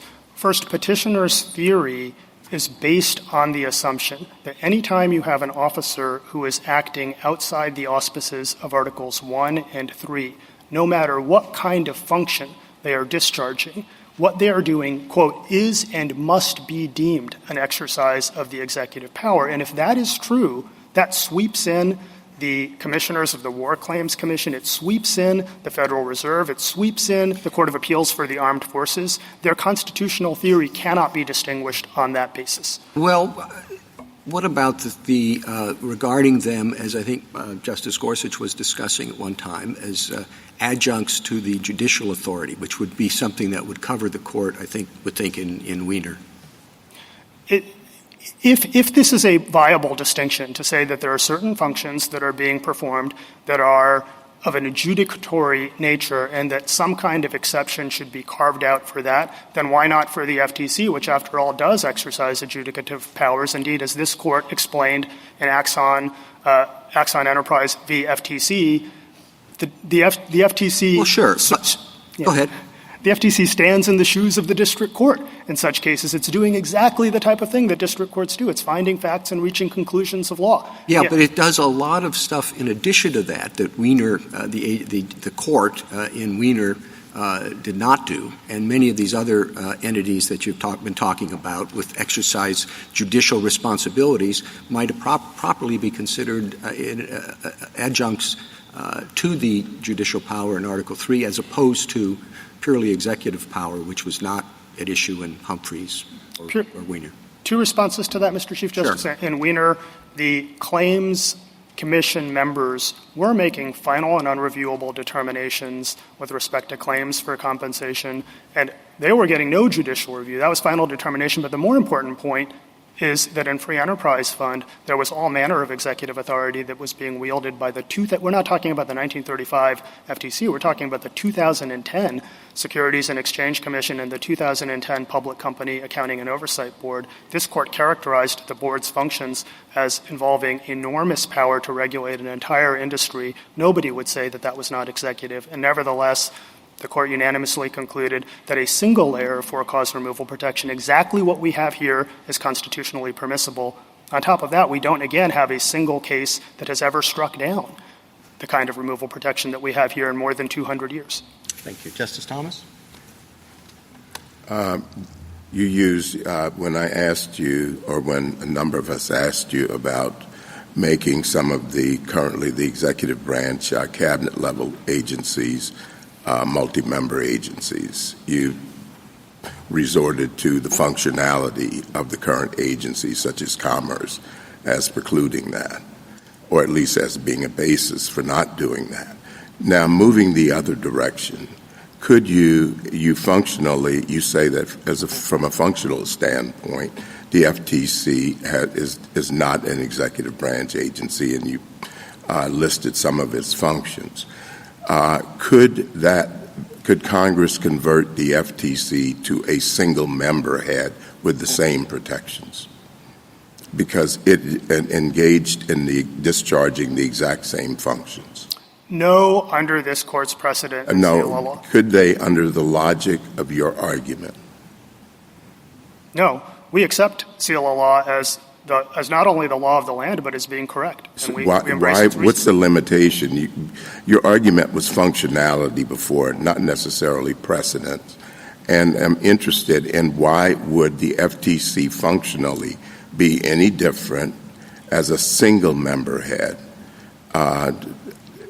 than it is as a multi-member agency? It is because CLA law is correct, not just because it's precedent, but because it's correct to hold that there is a particular danger to individual liberty that is posed by the single director, highly anomalous circumstance that had no foothold in history and tradition, and that vested a massive quantum of power in one person who was not directly accountable to the president. I don't understand why that's any different from a multi-member agency. For all the reasons, Justice Thomas, that this court explicated in CLA law itself, and in particular in parts 3C1 and 3C2 of the decision, where the court talked about basically two categories of considerations. One is the foothold in history and tradition, and the second is whether the configuration of the agency poses a problem for structural separation of powers principles. And in both of those, the court explained, and elsewhere throughout the opinion, the implications for individual liberty of taking massive amounts of governmental power and putting them in the hands of one person who's not accountable to the president, as opposed to where you have the multi-member structure. As a practical matter, there needs to be consensus, there needs to be deliberation, there's a safety valve in terms of dissenting opinions can be issued, and that can provide an alert to the public that something is going on.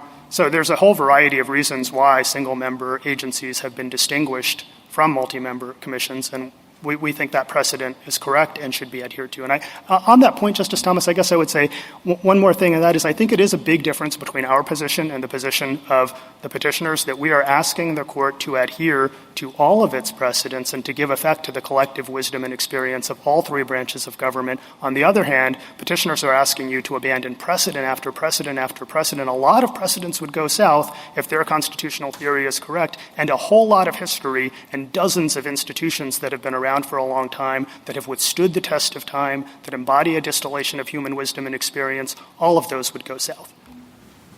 Justice Alito? To follow up on Justice Thomas's question, suppose that the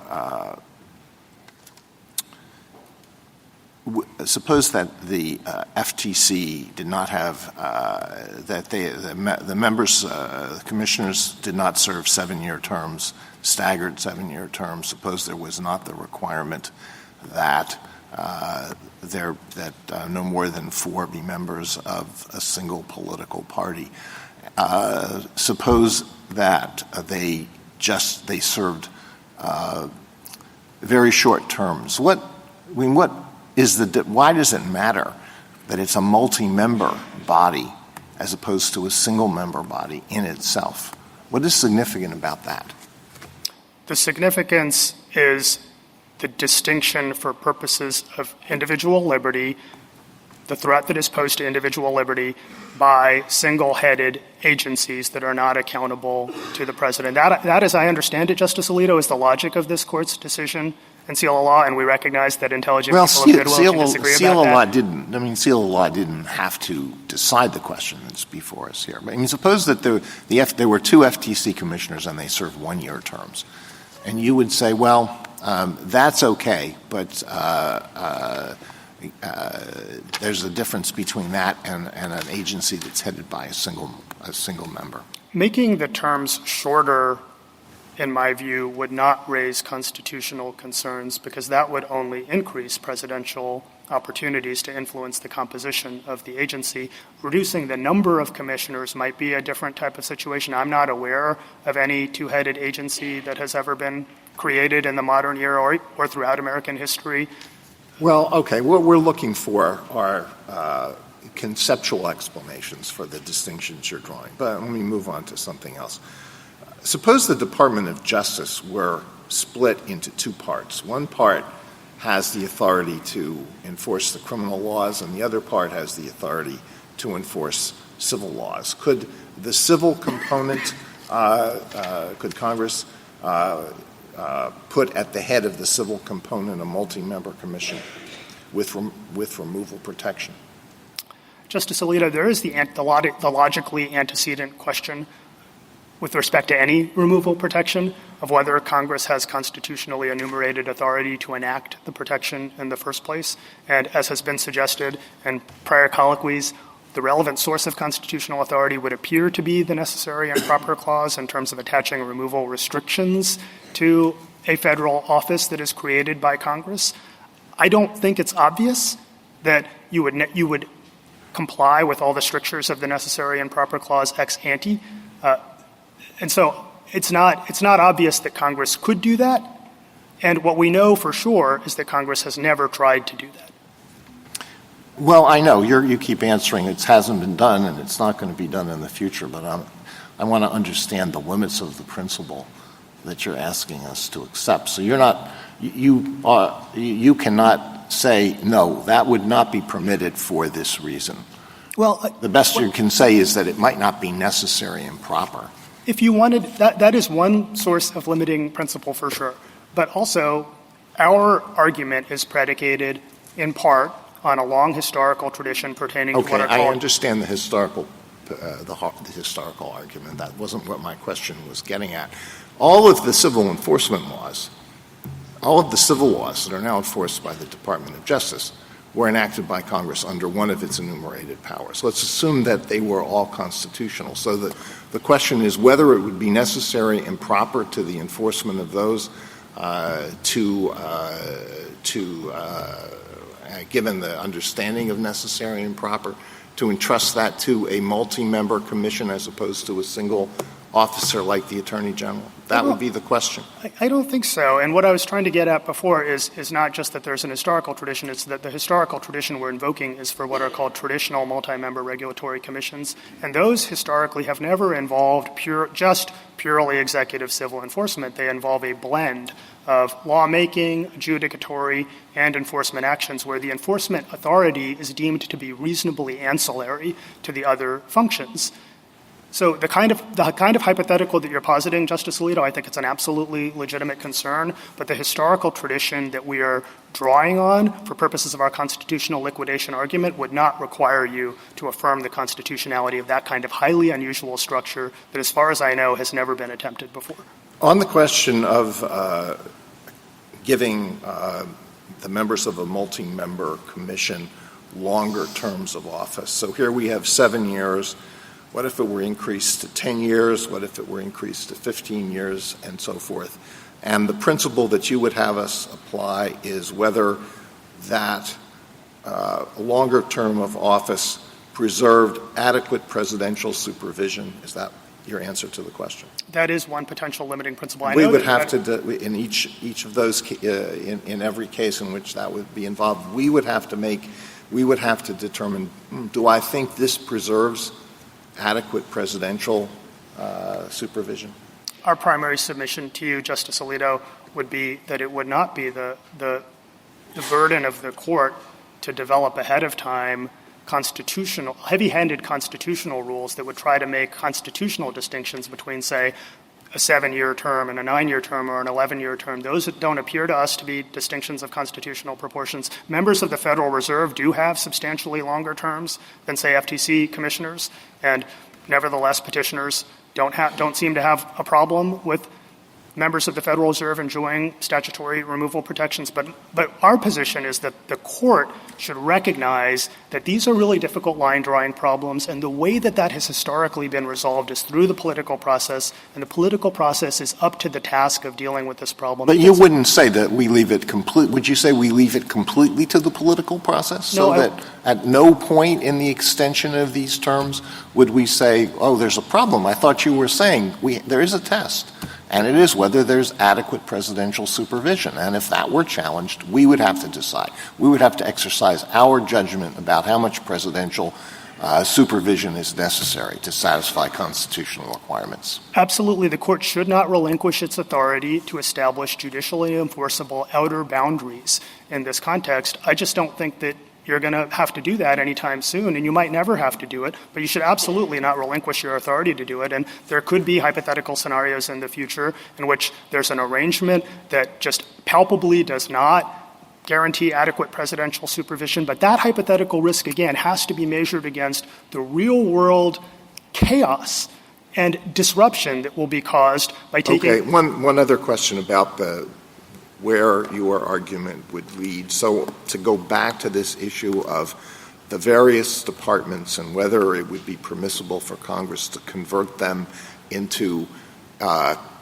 agencies headed by multi-member commissioners, by multi-member commissions with the members protected from plenary presidential removal authority, the test would be whether some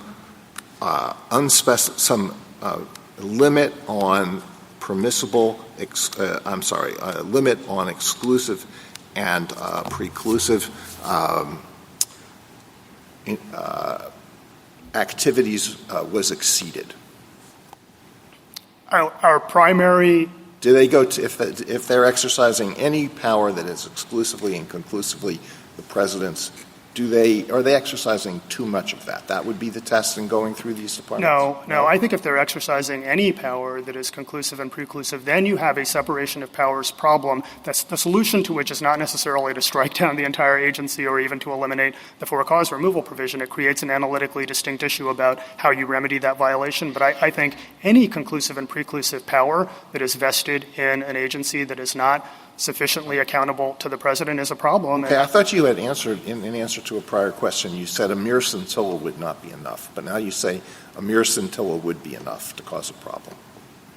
I may have misspoken before, Justice Alito, and if I did, I apologize. But our position is that if a multi-member agency is vested with the president's conclusive and preclusive powers, and it is insulated from at-will presidential supervision, that is a separation of powers problem. It does 200 things, and one of the 200 things involves the exercise of an exclusive and conclusive presidential power. That would be too much. That would be too much with respect to that power, but maybe the solution to that is to sever out that power and not to strike down the entire agency. Thank you.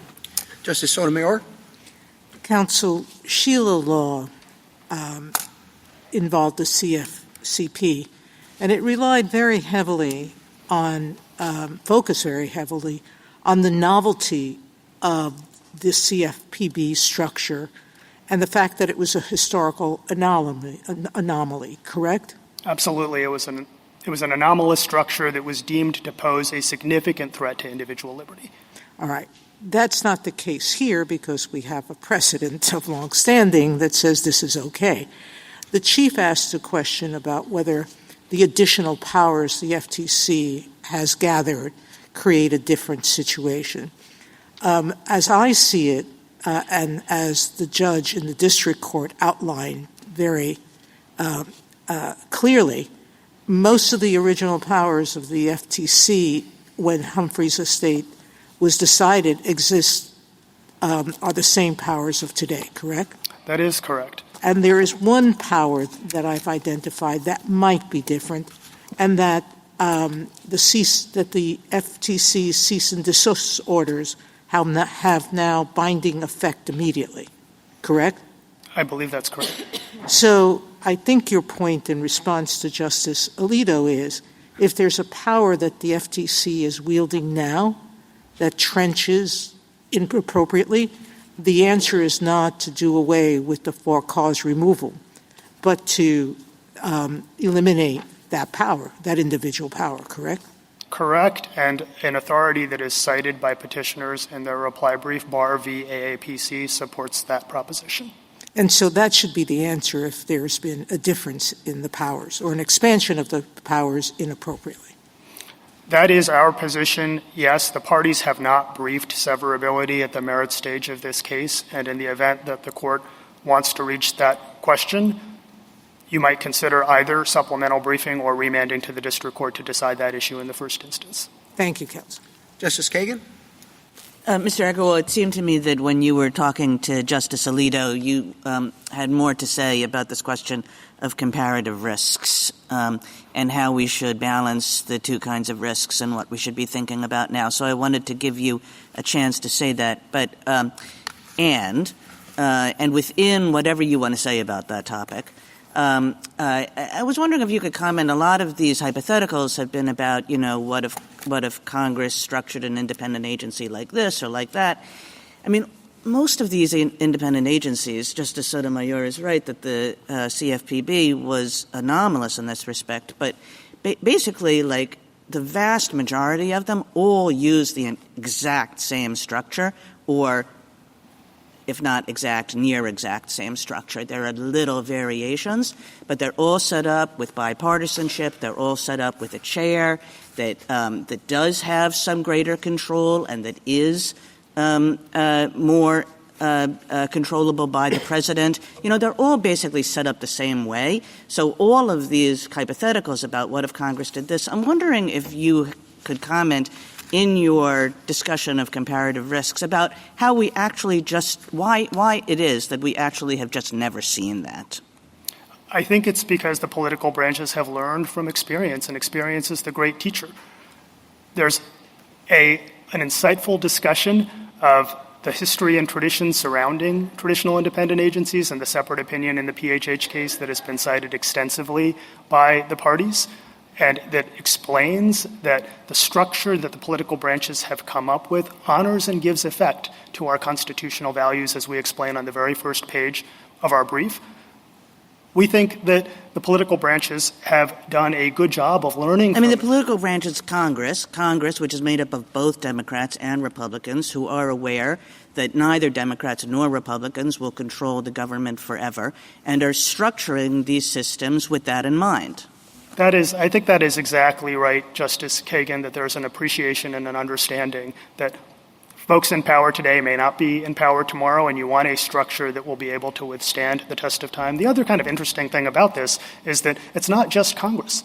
It's Congress acting together with the president every single time. In the case of the FTC Act, the act has been amended time and time and time again since this court's decision in Humphrey's executor. Presidents are signing all of those bills into law. They are supporting the FTC in a myriad of ways. They, too, have read the vesting clause of Article 2, and they, too, believe in preserving executive power. It is simply implausible to say that presidents have been supporting these traditional independent agencies now for more than a century and a half. And even from the first Congress, George Washington signing into law the Sinking Fund Commission, the Revolutionary War Debts Commission, the Mint Commission. It is absolutely implausible to say for the entirety of American history, presidents of the United States have been complicit in giving up a vital executive power that is, according to petitioners, indispensable to their constitutional duty. The better answer by far is to say that presidents have understood and appreciated that vital interests of the American people can be served by having constraints on the exercise of power. That is a really important part of our constitutional tradition, and that is what petitioners are putting at risk. You mentioned some of the early history, and I think I want to give you a little bit of a chance to talk about that because we haven't. You know, when I was a young lawyer and this unitary executive theory really got its start and got its legs, there was a pretty simple version of the history, and that drove a lot of the early discussion of the unitary executive, what was wrong with Humphrey's executor. What have the historians been telling us more recently about that sort of early understanding of the history? And bring us up to date here a little bit about where the history is with respect to these issues. There's an insightful discussion of this in an essay authored by Professor Nelson that we have cited in our brief and that cites recent historical scholarship. And there is also many amicus briefs that have been submitted in this case which basically affirm that there is a rich body of recent, including post-CLL law historical scholarship that supports the conclusion that the history surrounding this issue is at a minimum contestable, and that there is a whole lot of history, actually, that supports the proposition that the first president of the United States and the first Congress did not believe that the president always and everywhere had to have an absolute, illimitable, indefeasible power to fire every single head of any kind of commission exercising any significant governmental authority. We know that from the first Congress and the Sinking Fund Commission, the Revolutionary War Debt Commission, the Mint Commission, and I think there are some 10 other commissions, for example, that are discussed in Professor Norse's amicus brief, just by way of example. I think that's another virtue of our position, that we're asking the court to give effect not just to the decision of 1789, but also to the decision of 1790. The other side's not doing that. They want you to give a maximalist interpretation to, for example, the decision of 1789, which we agree settled the question of whether the Senate should be able to interfere with presidential removals. But everything else, as Professor Nelson explains, as many other scholars have ably explained, is highly contestable at a minimum. There's actually a lot of historical evidence that goes the other way. That is all the more reason for this court to be cautious in developing heavy-handed constitutional rules that, one, don't have a clear basis in constitutional text. We absolutely accept this court's precedents that interpret the vesting clause of Article 2 to establish a general default presidential removal power, but it cannot be said that constitutional text clearly delineates the boundaries between the president's power and Congress's power with respect to removal. Then when you add to that a growing body of historical scholarship indicating that original understanding from the time of the first Congress and the first president was that significant governmental authority absolutely could be vested in commissions that were not subject to plenary presidential control, that every single member was not subject to presidential control. And in fact, in a lot of respects, as the scholars have explained, those early commissions were actually substantially more independent than modern-day administrative agencies. For some of them, the president couldn't even appoint. He couldn't even decide who would be on the commission, as, for example, with respect to the Sinking Fund Commission, where you had the Chief Justice and the Vice President were, by operation of law, installed on those commissions. So those commissions were, in a lot of respects, much more independent than modern-day traditional independent agencies. Justice Gorsuch?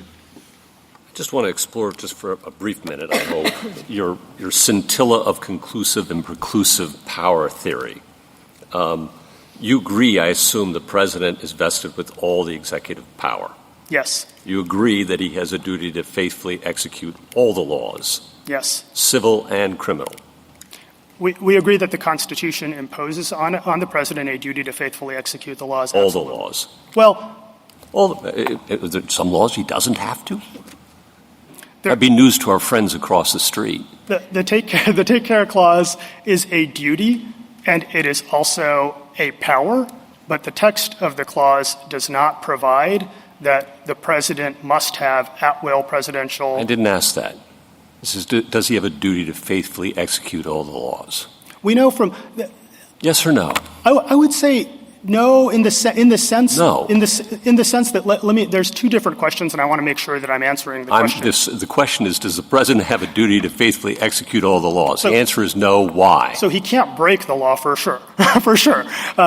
Does he have to be vested with statutory authority to actually directly enforce, or to exercise? I'm not asking whether he has to bring the indictment. I'm asking whether he has a duty to faithfully execute the laws.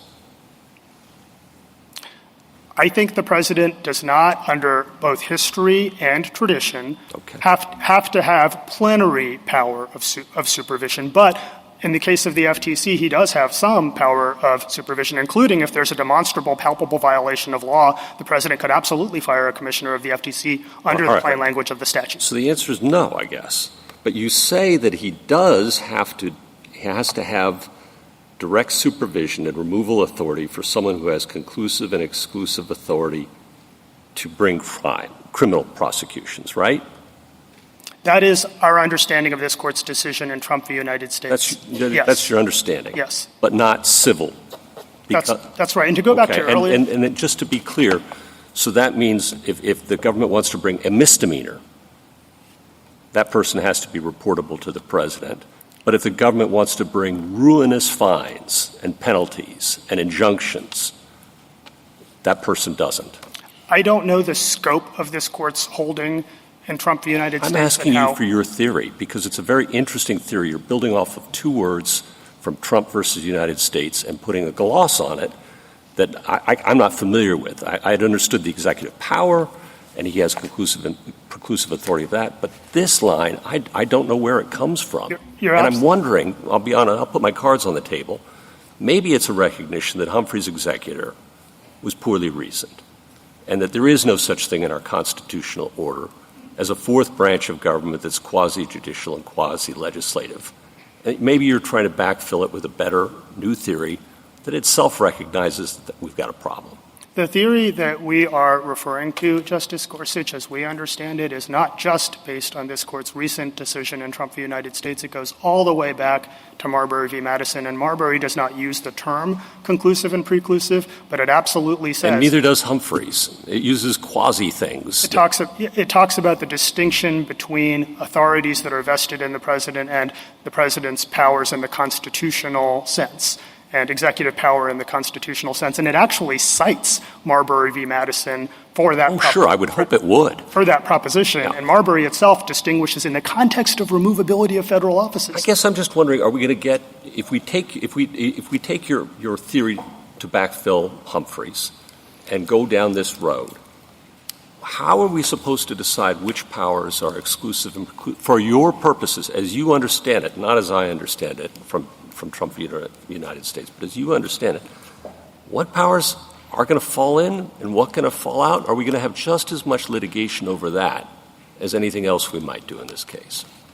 I don't think so. We've had this modern era of traditional independent agencies for a long time. We haven't had any precedent ever striking them down, and this Court has not been, as far as I know, overwhelmed with difficult questions of line drawing. In fact, from 1935 to 2025, we had pretty much unanimity among courts that traditional independent agencies are fine.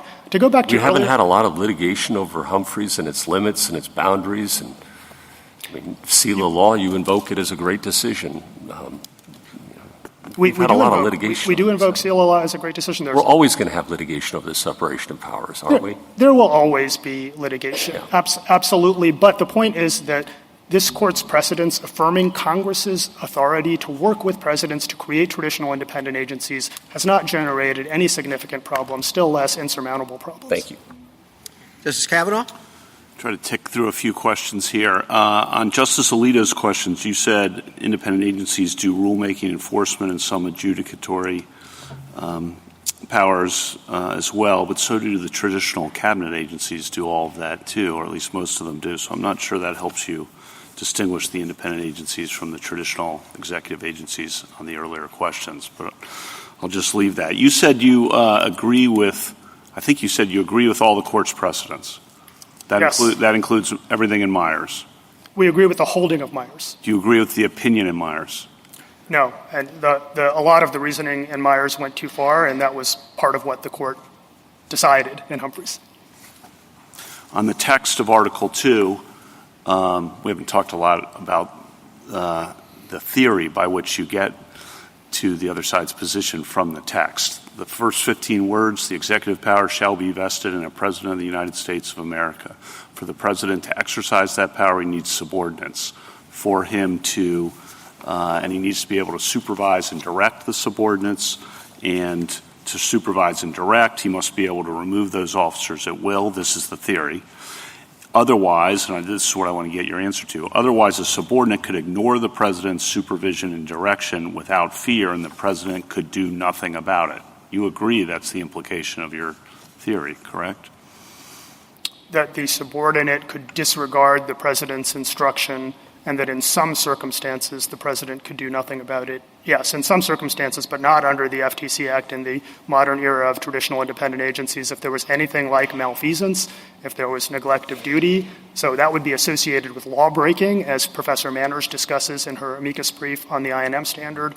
But generally, if the president says, I wish you'd pursue a more aggressive enforcement policy, and the head of the agency says, I'm not going to do that, there's nothing the president can do about that, right? If it's just a matter of enforcement priority, that's right. And or I would want you to issue a new rule in a particular way that does a particular thing, because I think, as president, it would be better for the American people. And the agency head says, I disagree with that, I'm not going to do that. You agree that that's okay under your theory? That is okay under our theory. That's the judgment of Congress and the president. And as was pointed out in Ray Aiken, and as we've explained in our brief, this court's precedents don't stand for the proposition, Justice Kavanaugh, that we have to have those arrangements. They just stand for the proposition that the people's elected representatives in Congress and their democratically elected president in appropriate circumstances can come together and decide that vital interests of the American people, including preservation of liberty, and I don't think we should forget about that, including that can be effectuated by having these multi-member commissions. Two real-world questions. You've mentioned many times you can just go to Congress to fix this. Well, once the power is taken away from the president, it's very hard to get it back in the legislative process, kind of the flip side of what we were talking about in the tariffs case. Because the Congress, the real world of this is the independent agencies shift power from the presidency to the Congress. Everyone recognizes that Congress has more control over the independent agencies than they do over the executive agencies. So Congress doesn't want to give that up. It's hard for the president to get new legislation passed that would, for example, convert an independent agency into an executive agency. Do you have an answer to that I think just leave it to Congress ignores the reality of the legislative process and Congress's desire to keep that power that they have had, that most people have recognized, over the independent agencies. That's a theory out there. I just want to get your response to that. Yeah, I have two responses to it. One is that I don't think it's an accurate characterization of what's going on to say that Congress is aggrandizing its own power at the expense of the executive. I think, in fact, exactly the opposite. And a lot of these agencies— That famous quote, the independent agencies are ours, by a leading member of Congress, that was just— I will give you an example from the FTC Act itself. The operative provision from the very first version of the Act provides that this Act is all about defining unfair methods of competition in commerce. Full stop. How do you know what is an unfair method of competition in commerce? The statute doesn't say. It delegates that congressionally, constitutionally enumerated authority to an agency that the president has all kinds of supervision and influence over, and what is happening but in the much less than the executive agency. I understand your point there. I think I got it. Your brief refers to regulatory stability being a virtue served by the current overarching regime. I don't think a lot of the regulated parties really think stability has been a virtue of the regime because it goes back and forth when the agencies shift power. And so I think, unaccountable instability would be what they might say. So can you address why you think, and this is relevant to the stare decisis factors, I think, why you think regulatory stability is actually occurring at a lot of these independent agencies? Yeah, absolutely. So two things. One is that part of the logic of that comes from this court's decision just last term in the Chevron case, where the court said you can have a lot of regulatory instability if every single time a new administration comes into office, all of a sudden everything can change. Now, that is a problem on steroids if petitioners get their view, because you don't even have to wait for the administration to change. The president could just on a whim decide tomorrow that everything the agency has been doing is wrong. Public reliance on stability presupposes that this is the whole point of the staggered terms requirement that this court explained in detail in Humphrey's Executor, that the whole point of this structure is to guarantee a modicum of stability that private regulated entities can depend upon, and that is jeopardized by at-will presidential removal. Two more quickly. Hopefully you've used the phrase chaos and disruption if you lose, and don't strike down the entire agency. I think you used that phrase. I don't think that's what would happen if you lost, and I think you would agree with what I'm about to say, which is if you lose on the merits, the proper remedy is simply to sever the for-cause removal provision, not to get rid of the FTC. Do you agree with that? I agree with part of it, but not all of it. The remedy is not to get rid of the FTC, but I think there's an analytically difficult question about whether the proper remedy would be to sever the for-cause removal provision as opposed to, depending on the nature of the ruling, maybe one isolated power that is deemed to be quintessentially executive and that generates the separation of powers problem. Okay, last, sorry about the length of this, but this is important. Last, you said Congress, as a tradition, they won't depart from it, but the last 10 years we've seen two examples of first a single-headed independent agency and separately a double for-cause removal provision. So I don't think the idea that Congress is just following the model that it's used before is really sustainable in the face of those two experiments that we've seen in the last 10 years. That's just a comment from your point about, there's a model and they just follow the model. It is not an absolute rule, and there may be times when the political branches depart from an established model, and when they do so in constitutionally problematic ways, what we know from recent history is that this court will be there and there will be time enough to decide those questions. All right. Thank you for your answers. Justice Barrett? I want to just ask a quick question about history. Justice Kagan was asking you about new scholarship that historians have identified, which you say shows that independent agencies has a longer pedigree than maybe some thought originally. But do you concede that the first anything that looks like a statutory removal restriction, like the inefficiency, neglect, malfeasance, appeared in 1887 with the ICC? I don't know if it's the first, to be honest with you, Justice Barrett, I'm sorry. But what I would say is that as to the early commissions, I think that factor actually cuts the other way, because there was no provision authorizing presidential removal for some commissioners. That's our point. You had commissioners like the Chief Justice and the Vice President who were appointed by statute, and the President couldn't remove them under any circumstances. But they were 2 of 5, and he had unchallenged authority to remove the other 3 who served on that commission.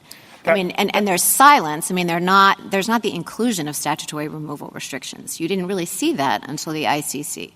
They were understood at the time to be, for the officers like the Chief Justice and the Vice President on the Sinking Fund Commission, for example, to be completely insulated from presidential removal. And it wouldn't make any sense for the President to be able to remove them from the commission That was not the understanding at the time, as has been ably set out by many historians. But here's the bigger point, is that those commissions are, in a lot of ways, much more independent than modern-day independent agencies. And petitioner's theory is based on the idea that any time these commissions are exercising significant governmental authority, every single commission member must be subject to at-will presidential removal. And in that respect, their theory cannot be squared with founding-era practice. But counsel, the sinking fund had the Secretary of State, Treasury, and the AG, and there's no dispute, even under your theory, that the president could fire those three. So sure, the Chief Justice and the Vice President, but he could very easily take control over the fund. Also, we distinguish that in Collins. I mean, it seems to me that these early examples had very, very limited authority. I mean, the Mint, or the Revolutionary War Debt Commission, there were no statutory removal restrictions, and all it did was settle accounts between the United States and individual states after the war. I mean, there's nothing that looks like the FTC at the time of Humphreys, or certainly not today. You have to concede at least that. Yes, and two responses to that. I think it's a fair observation.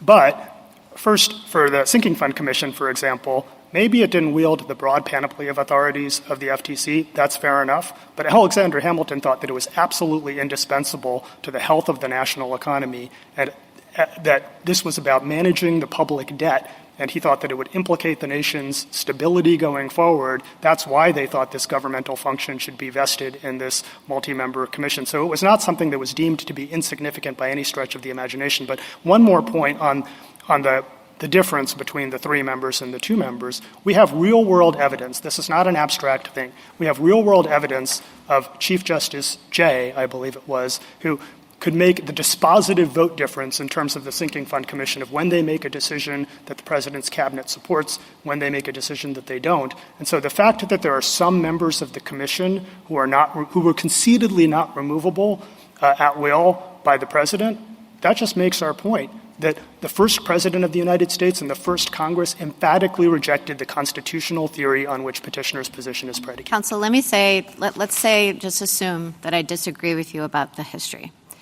Let's assume that I think, I'll grant you for this purpose that the decision of 1789, if you just took it in isolation, maybe not as conclusive as Myers thought it was. I'll just grant you that for purposes of this question. But let's say that I think the liquidation argument throughout the 19th century shows that by the time of the end of the 19th century, up until we get to the ICC, and the emergence of what starts to look like the more modern independent agency, that the government has the better of the argument. But let's say that in 1887, after the ICC, and then after the FTC, and then after Humphreys, when there was more of the explosion of independent agencies, that let's just assume, again, for this purpose, that at that point, yes, you do have precedents like Humphreys. Humphreys clearly is a good case for you. Do you still lose? If I think as of 1887, it was liquidated, it was settled, but then we did have cases and congressional practices that veered from that unbroken line. No, we don't lose. We don't lose on the merits, and we certainly don't lose on stare decisis. So on the merits, the doctrine of constitutional liquidation by historical practice absolutely can apply based on the last 150 years of history. But counsel, if it had the first, in the assumptions that I've asked you to make, it was liquidated as of 1887. So you think liquidation can kind of get a new restart, like kickstart in 1887? That is not just my view. That is the view of this court in cases like, I believe, NLRB, Canning, and Chiafalo. And I would also direct the court's attention to United States versus Curtis Wright Export Corporation, where the court said, you have 150 years of historical practice. That's enough. Okay.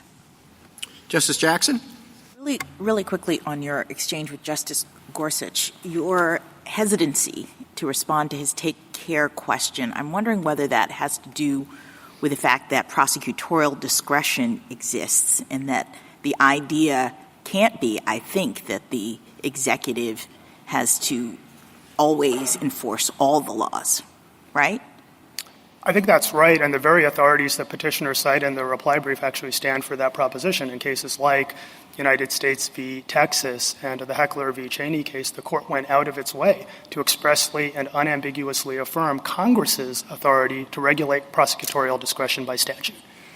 Let me ask you about Justice Kagan's invitation to expound upon comparative risks. I don't know if we got back to that, but before you do that, let me just also focus in on Justice Kavanaugh's question about losing on the merits and the extent to which the answer would be just striking down the 4-clause removal protections. I mean, I appreciate that, but doesn't that create pretty significant risks with respect to the missions of the various agencies? I mean, it's not just we don't have 4-clause removal and the agency continues. That would then, I think, open the door for the president to come in, each new president, and clean house in terms of all of the individuals who are running that agency, notwithstanding their expertise and knowledge and experience and the things that they are doing to promote the mission of the agency.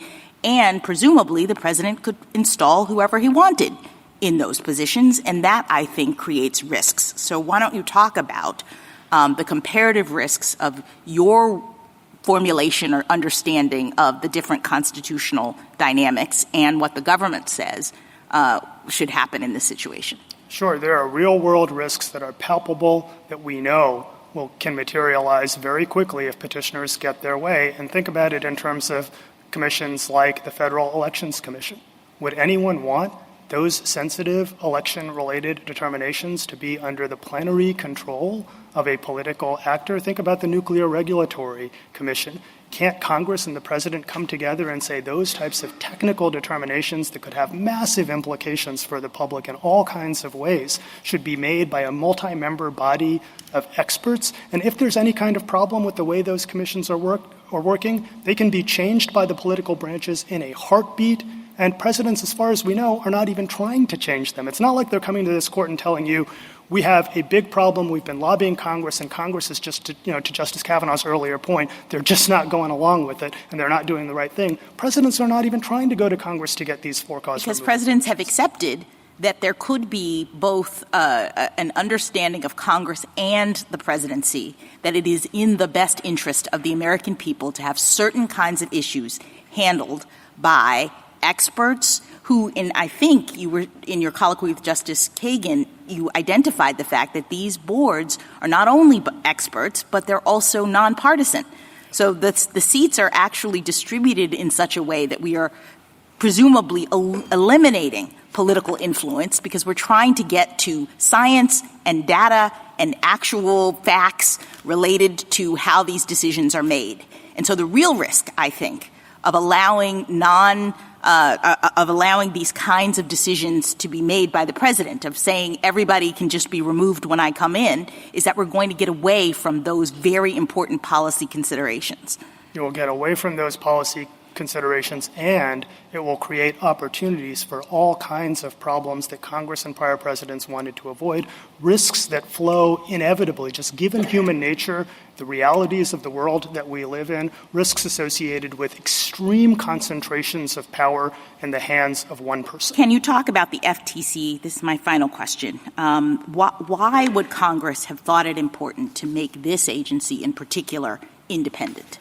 I think in large part because Congress had tried it. It experimented with alternatives in the past. They didn't just do this on a whim. They tried to legislate on their own, and they determined that it was not practicable for Congress to exercise its own constitutionally enumerated authority to regulate commerce by, for example, specifying ex ante all the different things that would constitute unfair methods of competition. And so what they wanted was an expert agency that could take on that task and that would be insulated from political pressure, not just emanating from the president, but emanating from Congress, too. Congress is giving away its own power to some extent. So your point is that they were doing something important for the interests of the American people, not with an effort to try to strip the executive of any authority or anything like that, but to fulfill its own Article I obligations to legislate in the best interest of the American people. Absolutely, and in a lot of ways, they're giving the president more power than he had before, because the president wouldn't have the authority to determine what are unfair methods of competition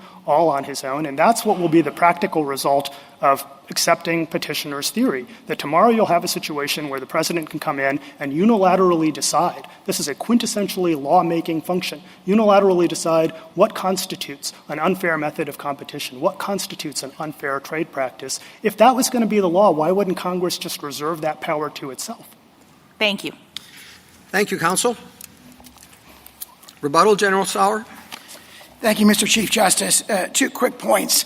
On the sort of parade of horribles argument that's being made, I think it's very telling that Mr. Agarwal, one of the last things he said is that the FEC has to remain independent. But, of course, the FEC does not have statutory removal restrictions. And under Braidwood, the president already has the power to remove the commissioners of the FEC. Therefore, the notion that, like, this is the end of the world, it's going to change the structure of our government, the lead counterexample that's given is one that's already been decided by this court's cases. Justice Barrett, regarding the question of historical liquidation, we think the case that you ought to look at is Powell against McCormick. It's very analogous to the sort of historical what happened in the history here. In that case, Congress, from the time of the founding until the Reconstruction Congress after the Civil War, had interpreted the Constitution to not allow it to refuse to seat a member of Congress other than the reasons that are set forth explicitly in the Constitution, the Qualifications Clause.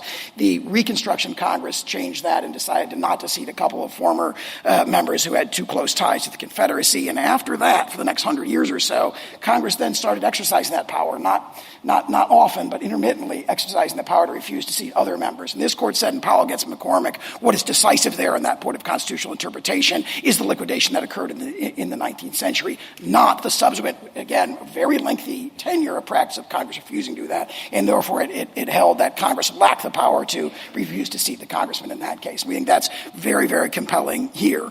I think it's very telling that in this particular case, early on, Mr. Agarwal said twice that it is within the realm of possibility that Congress could take not sure how many, but a significant number of cabinet-level agencies and convert them into multi-member agency commissions outside the government's control. How many of them it could do is really a creature of not a question, a constitutional question on his view. It's a question of statutory accident. Are there conclusive and preclusive powers in the organic statute there? If there are, maybe they could be excised. And obviously the devil's in the details here, because if those conclusive and preclusive powers are fairly broad, as the colloquy about civil enforcement powers illustrates, if they're fairly broad, then basically we would win this case and virtually every other case, because almost all the agencies, cabinet level or independent agencies, are going to have civil enforcement powers in most cases and so forth. But if they're narrow, then we have a situation where Congress could reconstruct virtually the entire executive branch outside the president's control. And that is not even a Republican form of government. But that is the logic of the position that's being advanced here. That is the parade of horribles the court ought to consider, and that contrasts dramatically with what, for example, Madison said when he talked about the great principle of unity and responsibility, the chain of dependence that runs from the lowest to the middle grade to the highest to the president, and the president is accountable to the community, which is the voters. In short, Humphrey's executor is a decaying husk with bold pretensions. It has a powerful hold on the minds of some people within our constitutional system. It certainly seems to have a powerful hold on the minds of lower court decisions. The lower courts and their decisions. The court should overrule Humphrey's executor explicitly and restore the separation of powers to our government. Thank you, counsel. The case is submitted.